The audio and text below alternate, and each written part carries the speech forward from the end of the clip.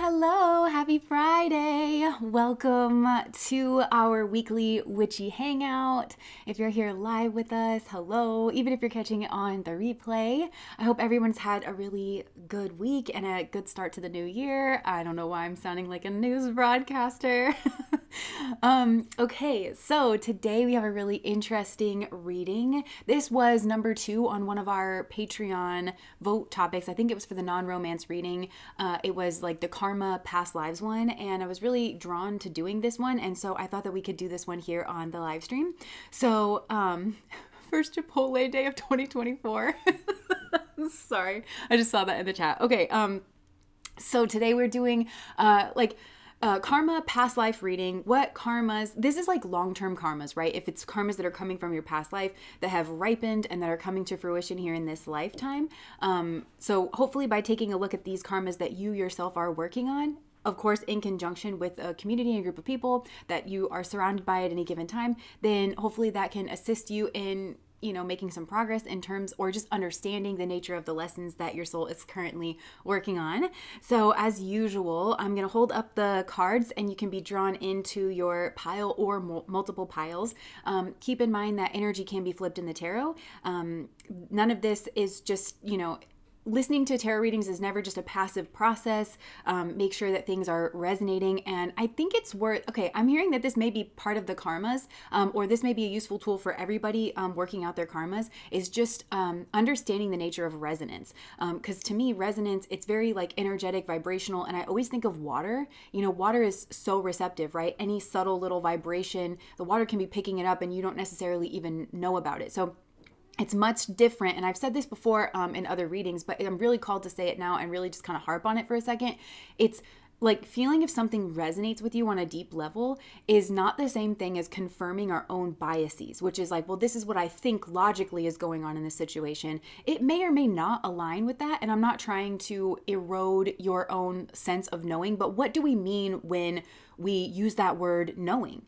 The ego, as we know, uses its defense mechanisms whenever it feels threatened. So whenever our sense of self feels, okay, I'm getting this is strong karma for all of the piles. Whenever our sense of self, our ego, feels threatened, it will oftentimes, below our conscious awareness, deploy certain defense mechanisms, right?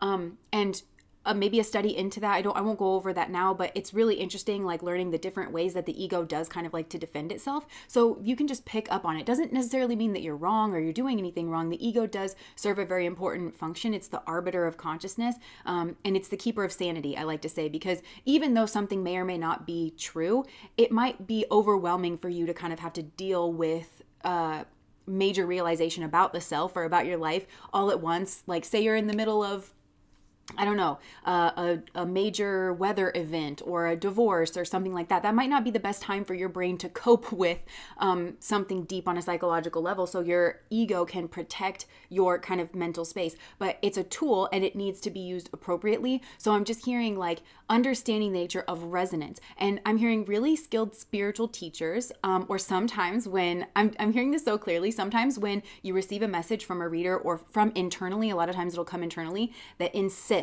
that pushes and says, no, you need to consider that you might be wrong about self, right? Because what is the nature of self? When you're kind of gifted a different perspective, it's important not to just disregard it and to kind of let the dust settle at the very least, to figure out if and how and to what degree these messages are resonating. That is part of doing the spiritual work. And I'm hearing the word spiritual bypassing, and then they're pointing here to pile number 3. So I'm hearing some of you will not naturally be joined to pile number 3, but pile number 3 might be, they'll go more into these topics in pile number 3, and it will help to solidify and ground the messages in the first 2 piles. That's just literally what I'm getting. So consider the nature of resonance, and some of you may want to actually do a deep dive into resonance, pun intended. Okay, so with that being said, let's get into our 3 piles here. Okay, they're just really wanting me to focus you in on that's the lens they want you to be looking at this through. So I don't know, they may say certain things that challenge your view of yourself, your understanding of yourself, because it's a shallow view of self. It's the conscious mind's view of self. It's the egoic version of self. But the spiritual self, the observer, as is called in many spiritual traditions, is something much different. And it doesn't necessarily have like personality traits or something like that. It's much deeper. It's much more beyond that. And I'm hearing they're trying to get you to look at this from that perspective. I'm hearing that's the way that we see you. That's the self that we are talking about reclaiming and reconnecting to. So we have to make this distinction. Sometimes when we give you messages, we're not talking about that that 3D, self, which in my mind I'm calling 2D in terms of like it's a very simple kind of a structure. I hope that this is making sense. I know for a lot of you it is. I don't know. I'm just kind of channeling this. That kind of caught me off guard. So they're saying it's important that they set up the lens through which you receive these messages from. And this is not something that's just important in this reading, but it's important in life in general, to ask yourself, what lens am I using? And can I switch the lens and get a different perspective? Because they're trying to get you focused on holism. I'm hearing this is a group that can and needs to hold that container for society. That's weird. Okay. So 3 piles. So the first one we have is the seed. This is pile number 1. Oh my gosh. I'm sorry, I'm reading the chat. Pile number 2. You guys are so funny. And pile number 3.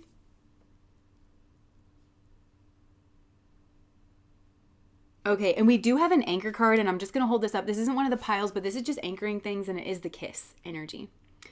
So that makes me think that this has a lot to do with connections, and I'm just hearing interpersonal relationships, maybe intimate relationships, but a lot of this is coming through your interpersonal relationships. Surprise, surprise, right?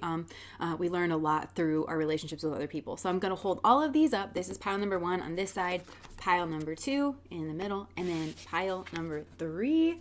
So just relax your energy, take a deep breath, relax your gaze. Allow the energy to drop into calm and be drawn into whichever pile you are drawn into.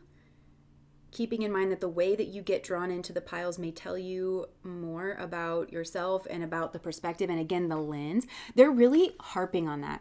For everyone here, they're saying this is kind of the thing that I'm hearing a lot of you, most of you, I'm literally hearing most of you already do this, but it's just a reminder or a refresher as a touchstone to not only ask yourself what is the contents of the reading, but to ask yourself the energy through which you're receiving it.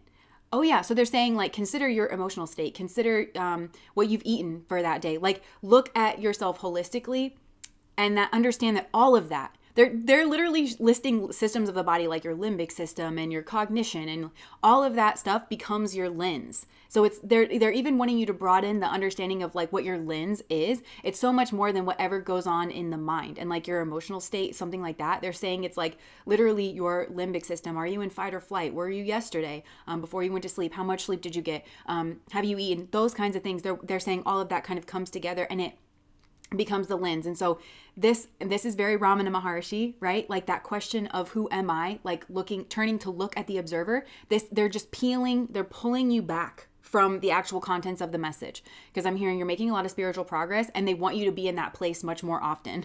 I'm hearing, again, a lot of you already do this. They're just refreshing it, and also maybe I'm really getting most of you already doing it, but they're just maybe guiding other people to do this. Okay, so moving into pile number 1. Okay, so are the guides literally asking, did you eat today? That's funny. Okay, so pile number 1. Now this one is interesting, and I'm hearing my husband in my mind, because he was we have a Patreon live stream tomorrow. The first Saturday of every month we do a live stream over there, and he was saying that these 2 readings do seem to be connected, and I'm getting this very, very strongly here for pile number 1. I don't know why, but I just am feeling very called to say that. So with this group, I'm definitely getting that there could be potentially a child involved. And this all kind of, okay, I'm hearing the word indigo child, and I feel like the karma that is coming through here in this life has to do with some kind of an indigo child that is either a child that you are currently raising. You could potentially be the indigo child. I'm kind of getting that that's pile number 2, to be honest with you, that the messages are going to come through for that, but that potentially the karmas that you're working out are with other souls that are somehow connected to your indigo-ness, like whatever it is. And an indigo child is just somebody who kind of, again, very Aquarian, kind of pushes the limits, is very creative, has a different lot on life, a different perspective, a different lens, if you will, than the one that they were naturally brought up in terms of their culture and their family unit. And they're here to advance, like not just push boundaries, but kind of advance certain things. And they have a very right-brained, creative perspective, but they can also be very intelligent and very logical, and they can be really strong messengers as a means of connecting that inner creative. They're here to give something. They're here to deposit some kind of a seed, right? So this is what I'm getting, is the karma around this group kind of all circulates around some kind of indigo child energy. Now, if you are the indigo child, then look at this through the lens of these are potentially like significant relationships around you that did have some kind of a charge or a connection with developing you in the world, protecting you, something here like that, and assisting you in bringing your values forth. But for a lot of you, I think this could be a child that you have, or a child that maybe you will have in one way or another, or like be involved with, or it probably for most of you will be like your actual child, or this will be a child that you play a significant role in their development or in their upbringing in some way, shape, or form. So, and this is connected to past lives, because I feel like you were connected to this indigo child here in past lives, and there are certain things that like kind of need to get worked out. However, even though this deals with some kind of a child, a lot of your karma and your lessons that you are learning around this quote unquote indigo child, it has to do with getting to the root of a problem, getting to the root of why certain things unfold the way that they do. Really basically connecting action and the consequence of that action. And they're showing me somebody tossing a pebble into a still pond and the ripples kind of coming outward from that. Identifying the major pebbles that also have a source, also have a cause themselves, but have initiated another set of ripples. I hope that's not too cerebral. But yeah, it's like kind of getting back to the stem, the source, what exactly has caused certain things, because they're taking me within the self, within the mind, within the value system, within the choices. And I'm getting very Venusian energy here, because this indigo child, whoever this child is, has a strong Venusian energy. I am feeling for a lot of you, this is a female indigo child, which again, may be yourself, or it may be a child that you have, or it's just, like I said, it's a Venus type. So they can be very diplomatic. They're very broadly intelligent. They're very creative. And if this is a boy child, then they probably have like just a very, almost, I'm getting kind of just a confident energy. You know, they don't necessarily adhere to masculine norms though. They might not take interest in like traditional masculine things, but they are actually displaying a high degree of masculinity because they're okay going their own way.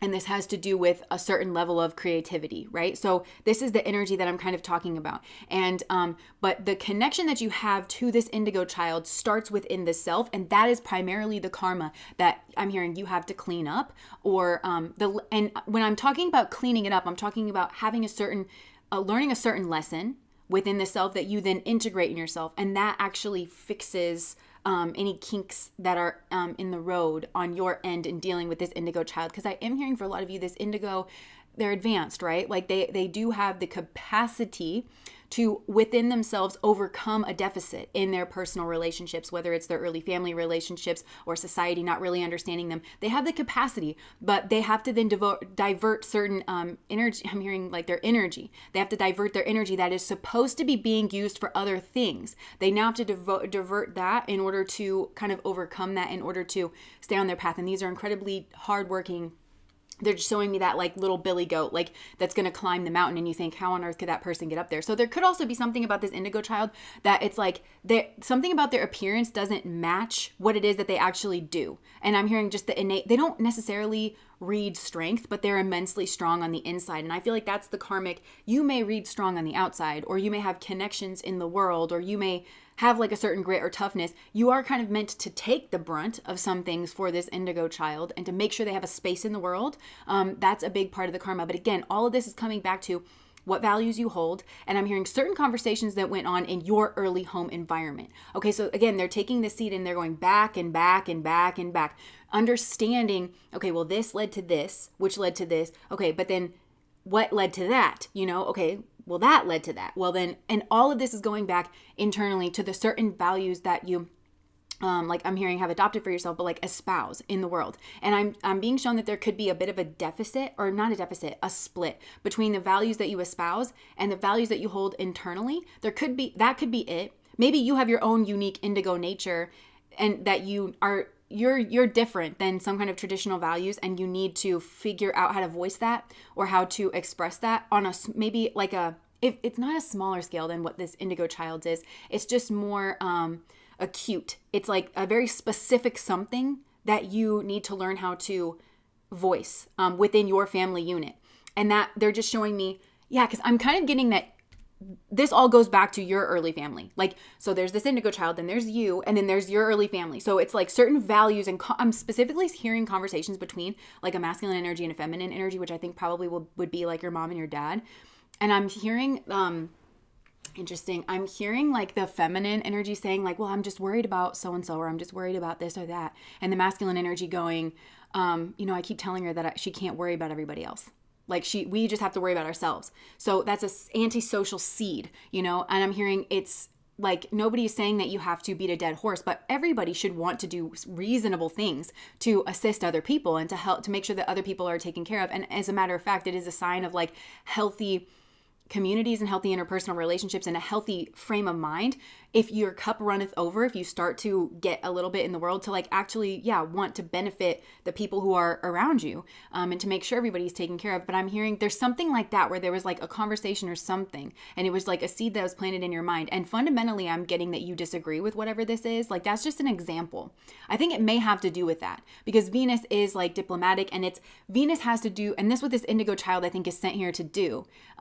It would be nice for them to see that unfold in their own family or something like that, because to build like a launching pad or something for this indigo child. But like you challenging that, because I'm just getting something fundamental in your soul actually disagrees with whatever was actually being said, but you were very young and you just kind of I think it came from the parent that you it's a behavioral model. So your same-sex parent, more than likely, unless you know that your behavioral model, both of your parents are behavioral models, but there's like primarily, like they say in psychology, the same-sex kind of models, like how that gender kind of gets by in the world. And the same thing with the opposite sex parent. They kind of model the relational model, right? So you probably know which one you feel more akin to for whatever reason in that behavioral sense. I think it came from that person. And so you didn't question it as much as you should, or you kind of overridden it, but that's kind of where the split comes from. And this then, I'm hearing this all has to do with like very Venusian things. And we've talked about this in other readings, but Venus rules over our values. It rules over our choices. It rules over our relationships. And that goes back to this kiss energy, right? This is like intimate relationships, who you choose to be in intimate relationship with. And I don't necessarily mean like a romantic relationship, but definitely that. I think that's because obviously whoever you're in a romantic relationship with is going to be the person that you seed with, that you bring up children with, that you have the most, Venus is conversations with. You want somebody to be, I think, broadly intelligent, that you're going to, and creative and interesting, and being able to have interesting conversations and things that kind of challenge your values with. It's these kinds of choices. Like, do you value those things? And for some of you, I think you do value those things, but perhaps you did choose someone else to have a child with, somebody that actually did not represent those values, but represented the other values of like, well, we shouldn't really have to worry about other people, but put on a show that you care about other people. But in reality, and I'm not saying that you do this, but I think maybe there's a veneer. There's a sense of like a veneer that's like really kind of coming through. And it's understanding, I'm hearing like just being able to scrutinize what choices that you're making and making sure that the choices that you're making are truly and indeed in alignment with your actual values, because there feels like there's a strong value within you. I just heard value system. There's a strong value within you that fundamentally goes against the family of origin that you were brought up in. And it seems like you agree with them on most things, but it feels like with you, there's just this one fundamental issue that you actually don't get behind, but it's just been, I don't know, just repeated and by an authority figure in your life. And so it's splintered you in a way, but that's the karma that you have to resolve in order to either bring this indigo child into the world or something here like that. And there's also a question here of like, maybe like, is for some of you, this is like so extreme, but it's like, is this child your child? And this could come from past lives where, again, you were taking care of a child that wasn't yours, or you were led to believe that there was a child that was yours or not yours. Or, if you were a male in that past life, then maybe it's like maybe you did have a child with someone else and you denied that child your care or your love or your paternity in some way. I'm hearing willful ignorance. Like, I think in that past life, it's like, damn good and well that was your child. And maybe this has repeated with some of you in this life. Damn good and well that was your child is what I'm hearing. But you refused its paternity because it's these things of like, well, we don't have to worry about other people. We just have to keep our family. But I'm hearing family is weird because that child would be part of your family, right? But this is more like the flag, the banner. Like, we just keep this household running. We just keep our name clean so that we can trade on our name, like that kind of thing. And we don't worry about other people. It's something really, really insidious and something really, really antisocial that you're kind of meant to be clearing up because it comes from a past life where, and maybe this happened, maybe you were on the other side of it. Maybe you were a female and you had a baby with somebody that denied their paternity to you or something like that. I don't know. But I do think there's some sort of like dynamics like this playing out, a question of who is family, who is my child, who is not, who am I responsible for, who am I not, to what degree, and taking like a very nuanced approach. And also like understanding consequence, like understanding that I think with this group, it's like there's certain things that you think, oh, well, it doesn't matter what I do. You know, that's on them. That it's more of a percentage. It's more of like, well, it is actually 10% on you. Certainly not your parentage to a child. That's 100% on you and 100% on another person, right? But it's like, there's something here where it's like, it's those ego defense mechanisms of very black and white thinking of it's a full yes or it's a full no. And it's, so there's also something coming in here in terms of, sussing out the difference between blame and accountability. And I think this is another thing that has come from the family of origin of maybe you were parentified when you were young, or you were made to take responsibility because you were powerless, because children they don't have power in their family dynamics, right? Just because you weren't the authority.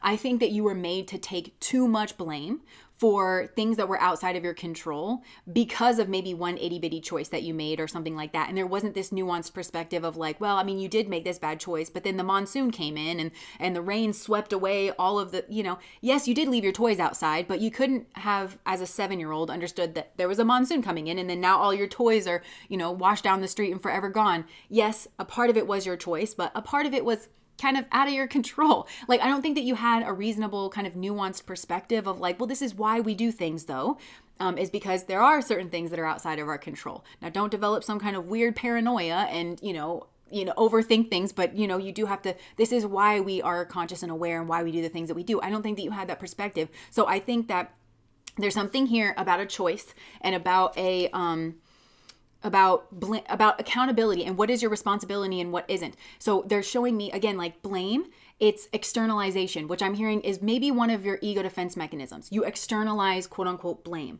But they're linking this. I'm seeing like a little 7-year-old child. So I don't know if something happened around 7 or 8, but, 6, 7, or 8, I just heard. But yeah, so I don't know if something happened around there where you felt blamed and there was nothing that you could do and you felt like it was unfair. And so it was just kind of, I think maybe that seeded like some kind of me versus the world kind of a thing. Well, I'm not going to be treated fairly anyway, so I do have to look out for mine. But this is, I think, a family curse where there's just not a lot of empathy or compassion or a genuine understanding of how the world works. It's this combination of different causes and effects and overlapping consequences, some of which are in your control, very little of them, and a lot of them are outside of your control. So I don't think that you had that necessarily. It was just, I'm the little one, you're the big one. I don't get to challenge like your reality of this situation, even though I can't fully understand why it's not fully my fault, but I do know that it's not fully my fault. And so I think that was maybe kind of a psychological trauma that stunted some kind of growth, like right then and there. So a blame, it's kind of more childlike and it's externalizing something. But accountability is something that adults do when you know that you actually did something wrong. And also I'm hearing that you can trust your communication skills to express like, look, I know I did this, this, and this wrong, but I also know that I didn't do this, this, and this wrong. So I'm comfortable taking accountability for the thing that I did wrong. So they're saying like there's a difference here with this group between blame and accountability. Adults take accountability. So I'm getting like that might be a big karma that you're working out is adults take accountability. It's actually a mature, grown thing to do. Because I think there's something where you feel on a subconscious level, it's like very limbic. It's very fear-based. It's very like the animal part of your brain that runs on instinct is very much like, well, if I take responsibility for this little bit, then I'm just I've been around such unreasonable people that don't really think these things through and don't have a nuanced perspective, and it's very black and white thinking, and it's very like accusatory in order to offload things from their plate. And I'm hearing this could have come from the adults in your life as well, saving face to their peers. They wanted to not seem like they were a bad parent, because I'm hearing, frankly, a lot of them were a bad parent. Like they just didn't understand what parenting is, like onboarding a child to the world, making sure that they can kind of function. Well, I just don't want you to embarrass me. It's like sometimes like a kid will throw a fit, right? Like in the grocery store, they're tired, they're hungry, the fluorescent lights aren't great. Like, it's all these things. It's completely reasonable and understandable, but our society doesn't, because everybody's overworked and everything's so fast paced. Our society just doesn't hold space for the human experience, even for little babies. Like, and so it's looked upon like, because your child is having an emotion that's not 100% pleasant and happy, that parent must be a bad parent, instead of like, this is a tiny, tiny little being, that's just getting their legs under them. Again, you see how that's a very compassionate, very well-rounded approach. So I just don't think that was happening. And so this could have been, you had parents that were just trying to save face to their peers. And so they were trying to, in a way, it made them an enemy to their child. And they were just kind of trying to offload their responsibility and say like, well, he's just this, and that. She's just this, and this. And that's the reason why all of this is happening. So nobody took the time to understand your side because they didn't have to. They were the authority figure, right? You just don't get to challenge them, or you get to be grounded, or, whatever, put in your place. And that's also further considered parenting. So I think again, that's the seed, is like just going back and back and back and back and understanding what genuinely did not work for you. Like I'm hearing just what genuinely did not work for you. I'm hearing like you having that stiffer upper lip, or not being able to, again, take that accountability or advocate for what you need, or be forward and forthright in saying who you are, what you love, who you love. That is not a shining example on the hill of some kind of weird something masquerading as parenting, where it's not an example of success. It really is not. So this indigo child is really coming in to kind of shake things up on a broader scale, because they have this little experience that I think that you've had. They have this on a much bigger scale, and they need that assistance. And by you bringing up whatever difference you have in your life is going to wedge something into that family doctrine, is what I'm hearing. It's going to get people considering like, well, maybe another thing with this group is like, well, maybe what's right for me isn't necessarily what's right for everybody else. And this is fostering relationships. Because if you feel fundamentally that you can't worry about other people, I mean, yes, because humanity is very tribal, right? And you can take this on scales, right? Like countries, but it's also like families, like, okay, well, we're our family and we rep our jersey and they rep their jersey. But then what happens within the family unit? Do you think it's any different that we don't actually have a cohesive team that is on each other's sides? There can be that same competitiveness for resources, whether it's love and affection or time or whatever, like within the family unit. I think there was definitely that culture going on. But again, nobody's piecing these things together. I'm hearing as within, so without, right? And that's of self in the external world, but it's also like as without, the way that we treat that external world is also how we're treating our in-group, our family that's around. That is actually the energy, the culture that's permeating this group. That's why nobody feels heard and nobody feels understood, and it's hyper competitive and nobody's getting along and nobody has the skills to, I'm hearing the parent should be the one to put down the sword and to lead. Their brain is fully developed. They've had more life experience. It's also their charge to make sure everybody is getting their needs met. But I'm also hearing there could have been a parent that was like, no, I'll tell you what your needs are and I'll tell you when they're met. So you don't even learn to check in with yourself. You just to make sure and you can't advocate for yourself as you become an adult. So they failed in their fundamental principle at preparing you to advocate for yourself as an adult. They didn't even teach you to practice step one of like, are you taken care of? This indigo child, I think, will need that on a bigger scale, but that's something you can kind of help loosen and pave the way for. And this will be something where the changing of tides will be on your side. I'm not talking about culturally. I think certainly culturally, but I'm talking about within the family. I think that it'll be tough going at the beginning for you, but I think that they will come around and everybody will recognize. I'm just picturing people like at the potluck, like eating the potato salad and everything, like, and saying, man, I'm really like, I'm just seeing every single person that's there individually having their own recognition of like, this is way better. This is actually way more fulfilling on a lot of different levels. And we don't actually have to fake anything or have weird power dynamics to try to like get our hooks in each other to keep everybody around and to make believe that we have this like perfect family. We don't have a perfect family, but we have a family that does love each other and tries to cooperate and tries to understand each other and tries to make sure that everybody is taken care of. Like I'm literally seeing like you kind of starting that wave and everybody sort of coming to that and maybe even talking about it out loud. But I think everybody just will eventually kind of come around to that. But this all comes back to like this seed, and it all does center around a child. And for some of you, it's like you may have been meant to be like with an indigo child, like maybe for, not even necessarily to procreate, because this indigo child may have a mission, or you both may be indigo children and you both have missions. I don't know, like if this is kind of leading into pile number 2. But if that somehow didn't work out, like where you chose somebody else or something, then there might be an issue of like paternity or like this is so extreme, but it's like you find out that a child's not really yours, or that there could have been, like, oh, I had a child over here, but again, that same past life thing that I was picking up on of somebody denying a child their paternity or something, that I think played out in a past life. It could potentially play out again in this life if certain things are not. That's on the more extreme end of things. Or you may find out this about, I'm specifically hearing a father, that like a father did this, maybe to you. I don't know.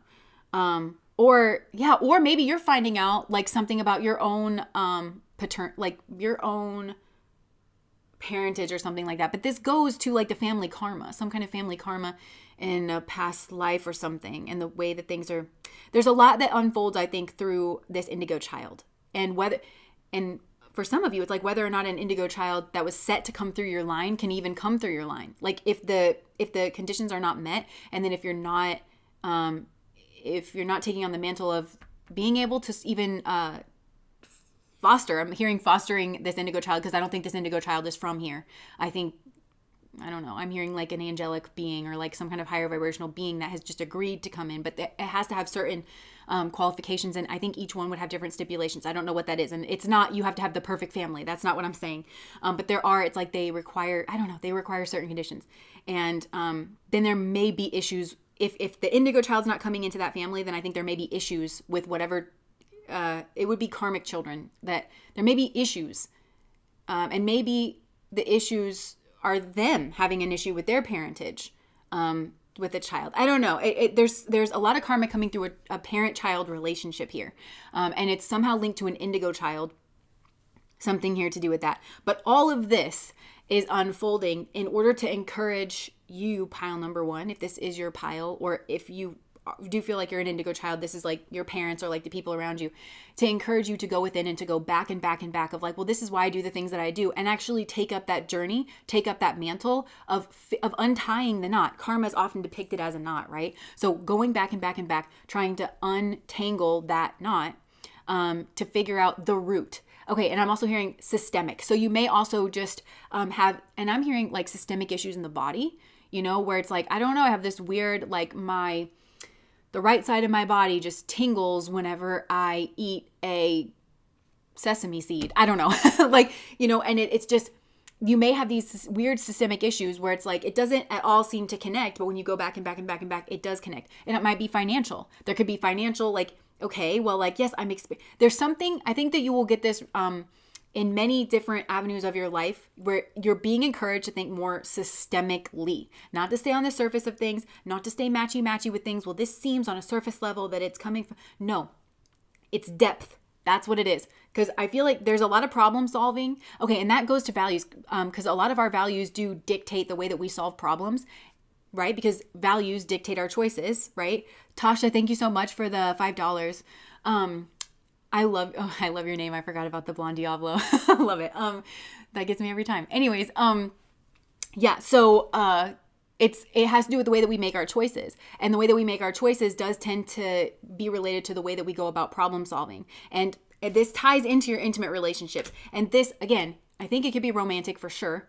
But it's also people you go into business with, people you tolerate in your intimate, immediate space, is very much, true. So that's it. All of this is like very connected. So they're showing me something mushrooming out, and it looks, all of these things. Okay. I'm also hearing like any psychological issues that you might have, that you think it's like a bunch of weird symptoms that you have, but it actually just goes back. And I'm literally hearing CPTSD, complex post-traumatic, distress.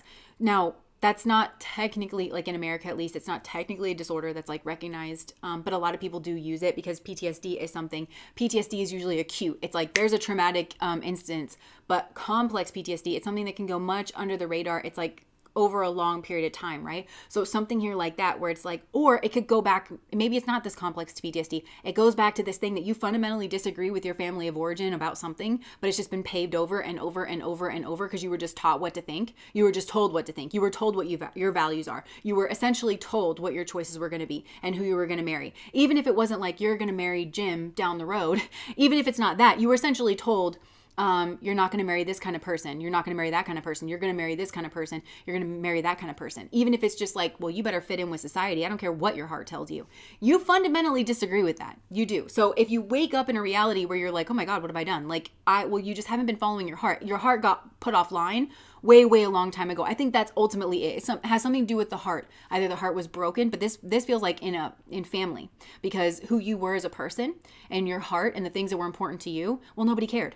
And as a matter of fact, they maybe poo-pooed it or made fun of it, stomped on it, and told you to accept values and things that you really weren't drawn to. And I'm hearing, especially for little boys here, like obviously you would be a grown man if you're listening to this, but like going back to like when you were a little boy, you might have been pushed down like masculine. Okay, you could have been this indigo child, or you were meant to be, right? Because you're that more Venusian type of like, maybe I'm just seeing somebody play the piano, or just being able to like just really I'm hearing you had an ear for something. So this is like music, beats, something like that, or art, like a visual talent, artistry. You just had a natural knack for that, but it wasn't encouraged in your family because men don't do that. Even though there's plenty of examples in history of men that do that. A lot of like very famous men, they're philosophers, or they're of the arts, right? Like composers. There's plenty of examples of that. So again, this just feels like disconnected, weird, tribal, reductionist, stuff everybody into the same shoe kind of mentality that you actually you yourself break the mold of that. And that's I'm hearing a lot of you could have been like an elder child, or something like that, and you were meant to kind of like like be a spoke in the wheel a bit, and to live a different kind of life, a more Aquarian kind of life, or to pick a person to be with that your family disagreed with for whatever reason.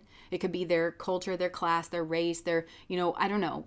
It doesn't have to be like that obvious either, but just, I don't know, somebody, not whoever I'm literally hearing your dad. Somebody your dad doesn't have to like approve of and sign off of, because I think that's the kiss of death for this group. But yeah, all of this goes back to, again, like your values and your choices, and making space for yourself and making space for your own heart, because I'm hearing like people might not have gotten it, but you grew up in a family where they don't value social connection. They don't value differences like in people. They actually don't. They might, when you grow up in these kind of families, again, those ego defense mechanisms are on lock. They think they do, right? It's, oh, my best friend is this religion or this color or whatever. But like actually, truly, they don't have love or acceptance in their heart for people. It's like, yeah, that person's your best friend because you're both capitalists together. It has nothing to do with you respecting that they're a different religion than you, or caring about that. You know what I'm saying? So again, it's getting beyond the surface level of things. And I'm also hearing it's caused a lot of you to take people at surface value way too much. Like actually, and I think a lot of you make yourself blind to when somebody shows you who they genuinely are and what their values are. This is about depth. This isn't about like surface level and like going out broad. This is about going like depth, going within self, but also again, that back and back. And I just keep hearing the word systemic. There's something here that's systemic within the family unit, within how your family relates to the self and the importance of self. And yeah, it's very egotistical. That's literally what I'm getting, because I'm hearing Ramana in my mind, or Ramana back there. I'm just, yeah, like, who am I? Like, who am I? And then I also get this, I'm going to wrap up this pile, but I also used to get this message a lot in the readings. I would see Coach Boone, Denzel Washington's character from Remember the Titans. That movie made such an impact on me for some reason. I always like reference it. But the part where Gary, the white captain that was originally the team captain, before he's getting on the bus, they have that little interaction where he's like, who's your daddy? Who is your daddy? Because like for the next 3 weeks, it's going to be the coach or whatever. But I hear it in a way of like, you have to challenge your earthly father. There's something about it where it's like, in order to be of God, like you actually do have to challenge your earthly father. You have to declare that you belong in terms of paternity, question of paternity, right? Ding, ding, ding. So that's, if there's questions of paternity in the family or denying paternity, it's because you are of the wrong father. Like, or maybe this feels like a masculine energy. So maybe this isn't you, but this is a masculine energy around you that is of the wrong father. They actually have values of the spirit. They really do. That's the difference between the two of them. They have actual genuine values of the Holy Spirit, of God, however you relate to it, right? To like that source energy, but yet they override that in order to appease and please an earthly father figure that is disjointed and needs corrected. And this person is not used to looking at their father as like needing adjustment. I'm hearing needing an attitude adjustment, needing a perspective shift, because I think this father may be revered or may be respected in the community, but also by this person, or has bullied their way into being respected, something like that, from this child. And so it's because the smallness, it's of when this person was a child, because they've grown up. And some of these people, I'm hearing, literally God made them taller than their actual father to know that they look down on them. It's a visual thing of like knowing that you have the higher perspective. This is crazy. I'm hearing literally, I made you like noticeably taller than your earthly father, so you knew you had the higher perspective and you had to look down at him every time you looked at him. So you recognize that you were no longer that child, and that your manhood or your personhood or your sovereignty is yours and yours alone. And it's something you are now responsible for when you look down on your father. Yeah, that's literally something that I'm getting. Yeah, or, I mean, I think this could even be, I'm literally getting this is very masculine, and I just heard patrilineal, okay? But this could potentially happen for females too. I'm just really seeing this. This might be, even if you are a female, this could be the masculine legacy in your family. So, yeah. Okay, anything else, Spirit, about the karmas here? Yeah, learning, I'm hearing that song, Kesha, gotta learn to let it go. The past can't haunt me if I don't let it live and learn, but never forget it. You might want to listen to that song. The other one, okay, so that's on a personal level, is like learn to let it go. Okay, this is important. On a more collective level, I'm hearing the song Europe is Lost by Kate Tempest. You should absolutely look that up on YouTube. There's a live version of that. Oh my gosh. Like the energy, the feeling behind it. And she's talking about more than Europe is kind of, Europe is lost, London lost, America lost. It's like more talking about like Western civilizations and stuff like that. But there's a certain amount of like, again, that. So if you are tied to a female indigo child that you were meant to be with, like in a romantic sense, you are actually karmically held up to bringing her values, walking her safely through the world, and bringing her values into the world, right? If that fell through, if you don't have your indigo child lady, is what I'm hearing in your life, that Europe is Lost song is meant to let you know what is important to her heart and to know what it is that you are meant to make safe in the world. But I think like, I'm hearing those two songs very strongly. Kate Tempest, Europe is Lost. That's something like on a collective level that I think you actually do feel more of that energy towards from a loving, compassionate lens. And then because you do actually believe that when we have extra, we should take care of other people. I think that's something you actually genuinely believe. But so, and if you've been espousing something different, at the very least, you need to stop espousing something different. Especially because you're going through a period of transformation, inner transformation. You need to let that happen before you interact with the external world and like give your opinion. Don't give your opinions during this time of transformation is what I'm hearing. Like allow it to fully take effect. But I'm hearing, although you might, if you have an intimate conversation with someone, like I'm just seeing buddies, like two buddies, like kind of drinking a beer or something, and it's like somebody that you trust and you actually get into a genuinely intimate conversation, which you will be able to feel, then that might be something where you can open up more because that person is also being called, like they're of your soul tribe, and both of you maybe got lost in a similar way, and you're the one that's leading the way for that person, and you may be called to just mention like some of the things that you've been feeling or going through, and letting that person know that it's okay to be intimate with you and it's okay to share your feelings, and that you actually do care about them and you care about other people, and that they don't have to present their veneer to you, that you can actually make a connection. So yeah, I'm hearing that and Learn to Let It Go by Kesha. So that's what I'm getting for pile number 1.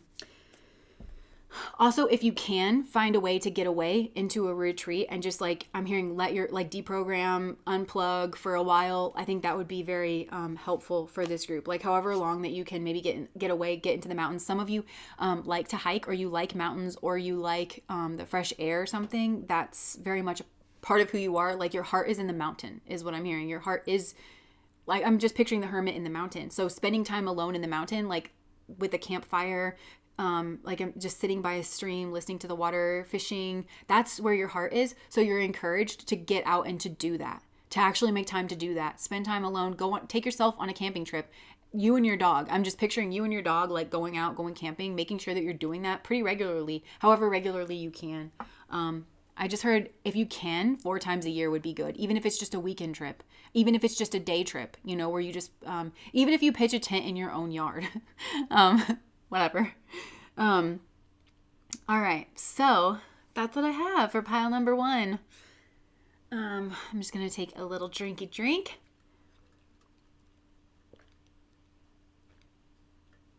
All right. I'm just going to read some of these and then we'll get on to, yeah, nice.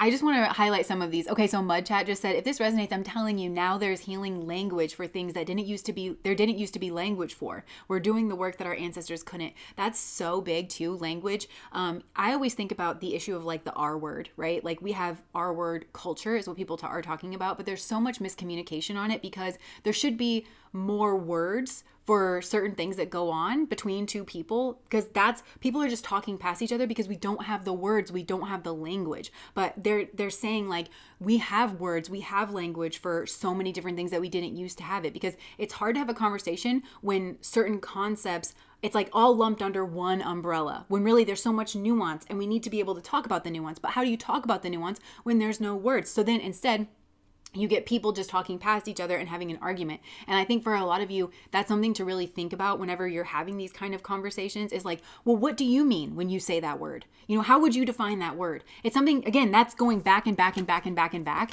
Like, I think that's something that we wouldn't necessarily think to do. There's so many words that it's like, well, of course I know what that word means. And somebody's like, well, of course I know what that word means. But it actually does mean something different to each of you in a fundamental way. And if you can uncover what that is, it's going to help you have a more nuanced discussion where you can actually understand.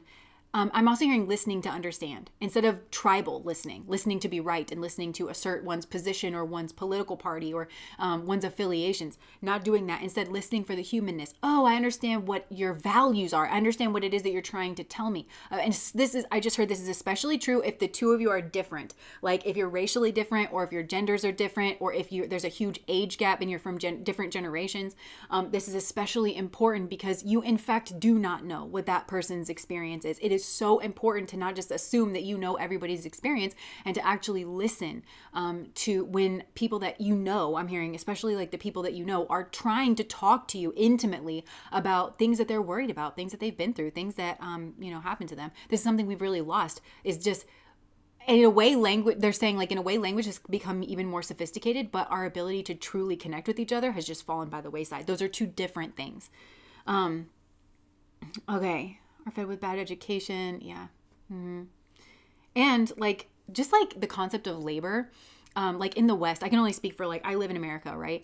And something so perverse has happened where we only think of labor as being paid labor for somebody else. When in fact, labor to me is like you expend calories to do. There's so much unpaid labor.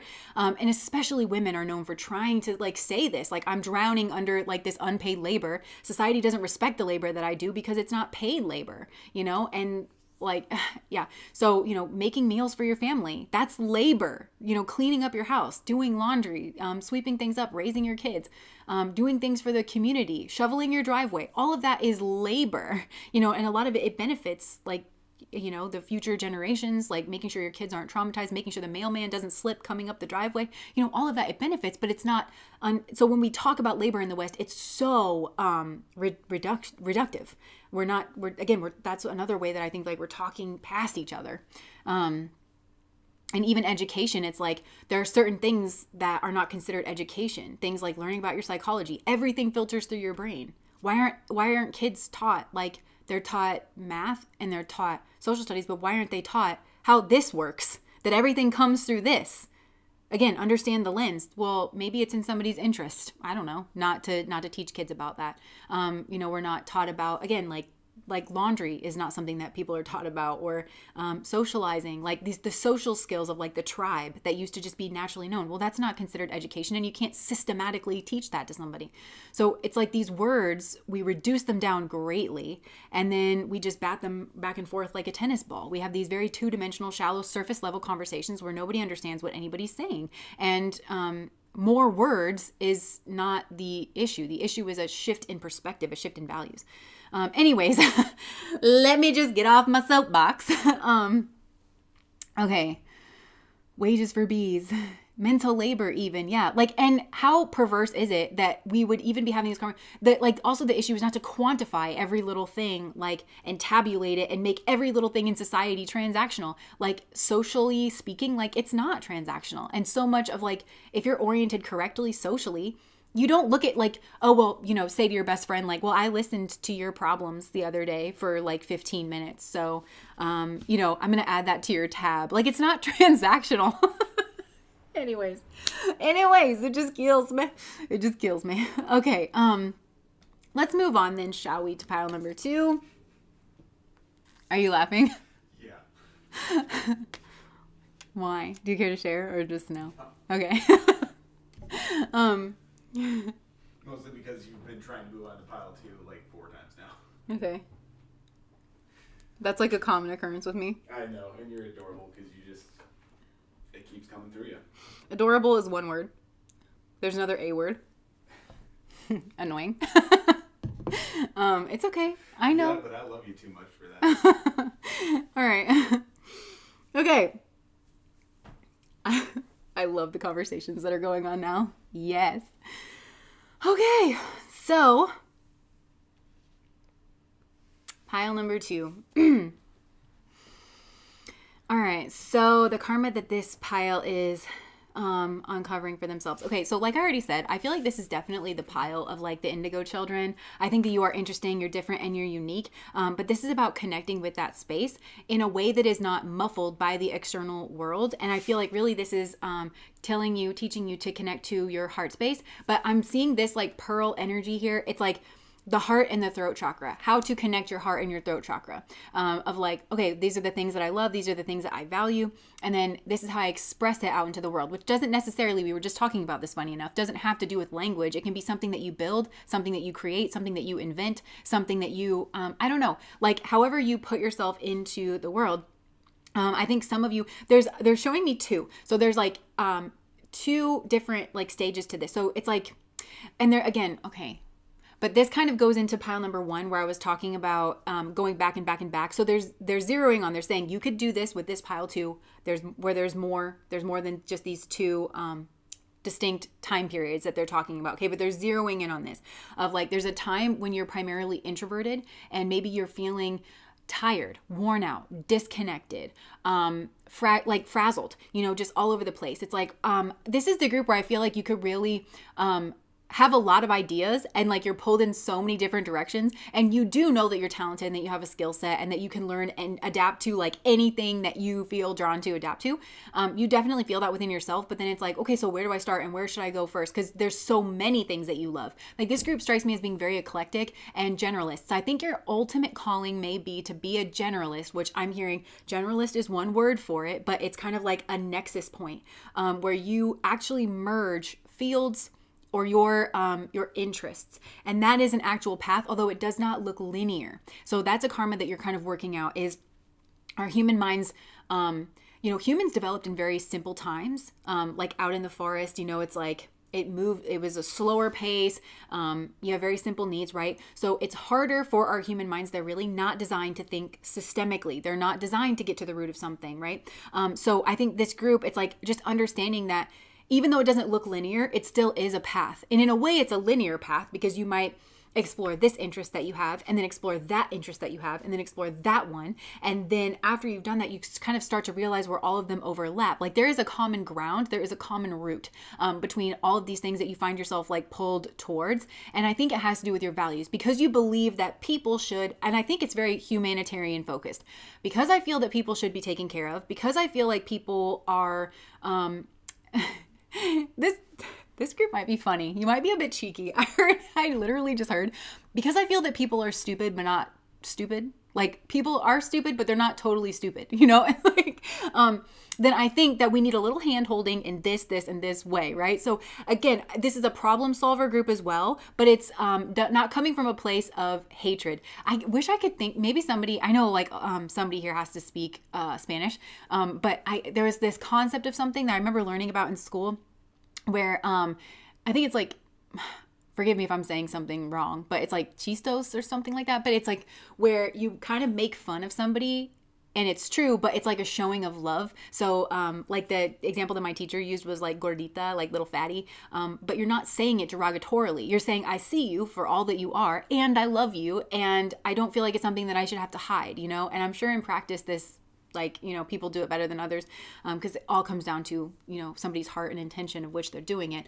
But I feel like this is a group that very much has that perspective of like, I see things for exactly what they are and how they are, but I don't think less of society, or I don't think less of people, but I do recognize that there's a deficit, and I do recognize that we need to be leveraging our strengths in order to meet those deficits and to try to kind of like, you know, rise them out. So I just feel like, again, this is a very actually well-rounded group, but I don't think you have an image of that, or at least during this first phase of your life, right?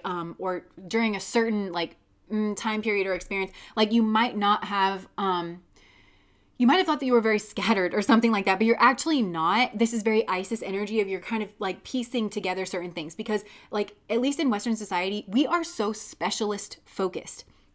Any like professional field, it's a specialization. It's that masculine lens of like zeroing in, everything getting broken down into smaller parts. It's that the left hemisphere of the brain loves to do that, to break things down into smaller and smaller parts.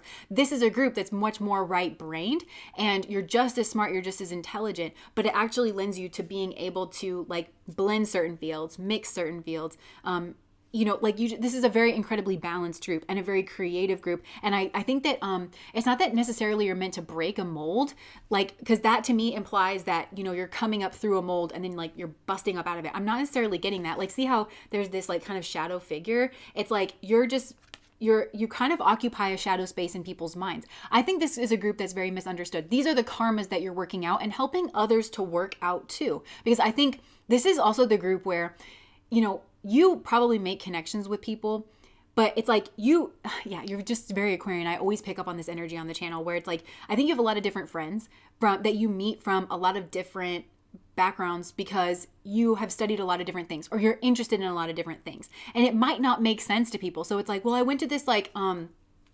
bioengineering conference and but then it's like then I did basket weaving, and you have friends like that are basket weavers, and then you have friends that are bioengineers, and you know, this is a group that like, I just don't think borders mean much to you outside of like knowing what the codes of conduct are and, you know, like legalities and stuff like that. Again, you're not stupid. But I just think that you're like, well, I'm interested, so I'm going to go over there. Or that's what your karma is working out, is like trusting that that is actually your path and that things don't actually have to make sense. Also, I think that part of your karma is like not to go down a specified career path. I don't think that's going to work for you. I think you're going to find that you're very miserable. And I think that the people that you meet doing that are going to be karmic. And I think it'll be soul crushing. And again, you may have had to learn that, like, you know, everybody says that you're supposed to, you know, go down a particular career path, like become a specialist, become an expert in this like one tiny little thing. I just don't think that's going to work for this group. And you may have different phases of your life where you were, I just heard welder. I don't know if that's important to somebody, but maybe that's just the metaphor of like certain things being brought together. But it's like, you know, you could have gone down a field of being a teacher, or you could have gone down the field of being a this or being a that, and then kind of branched off, or you decided to go get re-educated in something. That's a huge part of your karmic path. And also bringing certain people together. Like say you were a teacher, like, you know, or say you worked in like the financial field. I'm telling you, it could be anything with this group. And thank God, because I just feel like this is like what I'm trying to describe. It's hard to categorize you. And the people that you most connect with are not necessarily interested in the same things that you are interested in, but they have this same pattern. They have this same capacity of like, I don't really just stick to any one lane, you know? So even though yours might be playing in the stock market, being a bioengineer, and being a basket weaver, that might be your life path. You don't necessarily only hang out with bioengineers and basket weavers. You actually most like a person that is like yourself, where even if theirs is, you know, they were a rocket scientist, you get what I'm saying. Like, even though they might not have the exact same interest, but somebody who has that ability to kind of pull things together. You like a well-rounded, eclectic person that doesn't fit the mold. And this is what I'm getting. I'm seeing like a network here, a network of indigo children. I'm getting that your connections that you build are a huge part of your karma and your gift to the world, because I think you can connect people from different walks of life, from different backgrounds of like, hey, I know this person who's a basket weaver. Did you ever, this is very Geminian. of like the little Gemini is known as like the little pollinator, but it's also very Sagittarian because it's like Gemini is like around the community. This feels like way bigger than the community. I think you've met people who are maybe very highly educated, Sagittarian in some way, very well traveled, well cultured, Sagittarian, maybe people who are very raucous like in their early years, but have kind of come together to some kind of structure or something. I don't know. I just think you know very interesting people. Even if it's only a handful of them, it's more than most people know is what I'm getting. And you're kind of cross-pollinating certain things and connecting certain people. That's going to be really important. But also, again, the ideas that you learn in basket weaving, you may weirdly find a solution in bioengineering because you understand basket weaving. This is something our culture, our world doesn't understand. There's a huge amount of your karma that it plays out on a collective level. And I think that your individual karma really just has to do with trusting yourself. Because your path doesn't make sense to the world, but you will feel, you're going to feel like refreshed. You're going to have more energy. You're going to feel turned on. You're going to feel like you've come alive when you're connecting with your own individual karma. But I think you're going to feel confused. Okay, they're showing me confused versus serene. So paying attention to when you are, these are huge markers for you of like where you're at. Am I confused or am I serene? Because I think your confusion comes in because the world is telling you that you need to do this, this, and this. But your insides are telling you that you want to do this other thing, even though it doesn't make sense. But that's going to be the path that pans out for you. Does that make sense? And so with this group, I actually think this is probably like advanced souls that are coming in here. Or again, it's like, I'm not, to be honest, like you might really resonate with being like a starseed or something like that. Cause I think you probably look at the world and you're like, literally none of this makes sense. Like you could probably look at like the laws of whatever government you live at and you're like, this doesn't make sense to me. The culture, the customs of like the place, you're like, why do we do it that way though? That it's not natural to you. There's something here that's not natural. It's like you know it and you've kind of been told it, but it's not natural to you. And so again, I think it's that mold breaker, cycle shaker energy, but it's like, it's not just frivolous and you're not just a rebel for the sake of rebellion. Like there's something very deep inside of you that you have a connection to and you have a knowing to. And wherever, if you follow your heart, that's like you following your karma for yourself, but also for other people. So it's about trusting your heart, trusting your throat chakra. So it's connecting to your heart space. But then the throat chakra for me always connects with self-esteem and to a certain extent how you make your own money. So I do think that you'll end up being in a creative field or a lot of what it is that you do, it relies heavily on creativity. Even if it is in a more like kind of traditional field, I really just don't think, I think you're going to be the Graham Hancock. I think you're going to be the heretic. This group is the heretic, like in the divine sense, like the divine heretic really does play a very masterful role. And again, kind of how I was saying to pile number one, it's like, you also can't, another part of your karma is not being so short-sighted because you will receive resistance like in the beginning, but it's meant not to crush your spirit. That's another part of your karma is to believe in your heart and to believe that that is the path of God, the path that God's like laid out before you, to believe in that. And to whenever you come up against an obstacle, it's like, well, how can I express this better? Okay, well, you clearly don't understand, how do you figure out who is actually a willing listener and who is just a waste of your time? How do you get across your ideas? Like a lot of that is practice. It's the butterfly building its wing strength. So don't come across, I just heard come a cropper. Don't come a cropper of obstacles and think that that's slowing you down or it's in your way or that it means that you're going the wrong way. That's another maybe part of your karma. I just heard issue is learning what resistance is like training and healthy resistance and what blockages and resistance it's like absolutely shut down. But they're showing me within people of people's own receptivity. So another part of this too is like learning about people, learning about psychology. This very much is striking me as starseed. Like I'm hearing at the most you've had 3 or 4 human lifetimes here, but you're a very like advanced being. Like you're a very like coming to the earth school. I just don't think it's on your radar, to be honest. I think you're here of service. Yeah, service is a big one here, and that's gonna tie into I think pile number 3 here as well. But yeah. And again, with like we have this self energy of like self meets the world, and I also think this group, there could be, okay, I don't know which side you're on here because, okay, so see this, like we have the 2 X's, we have the I, and then we have the other X. So I'm picturing like the 2 X's is like a pair, a couple, it could be business investors, could be something like that. And then this is you. And there's a person here who is very selfish and very egotistical with the self, very I focused. That is a blockage between you getting to your other friends or getting the partnership that you want. But this feels to do with a creative project or a creative idea or something like that. This could have to do with financial backing. I don't know. So I think that a part of your karma will be overcoming a very selfish, egotistical person that you find a thorn in your side and a blockage to getting your idea across.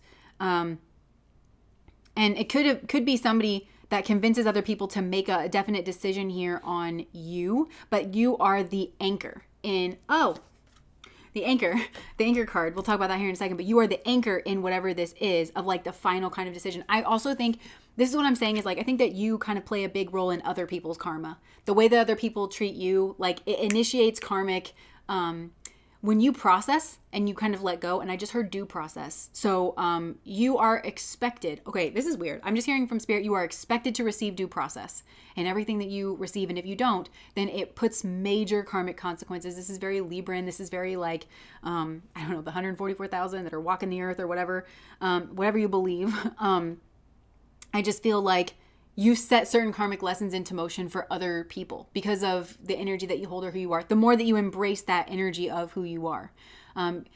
I'm hearing part of that due process is you're expected for other people to hear you out, not this weird middleman who doesn't understand you. Nobody can really understand you. You need to be the person putting forth your ideas.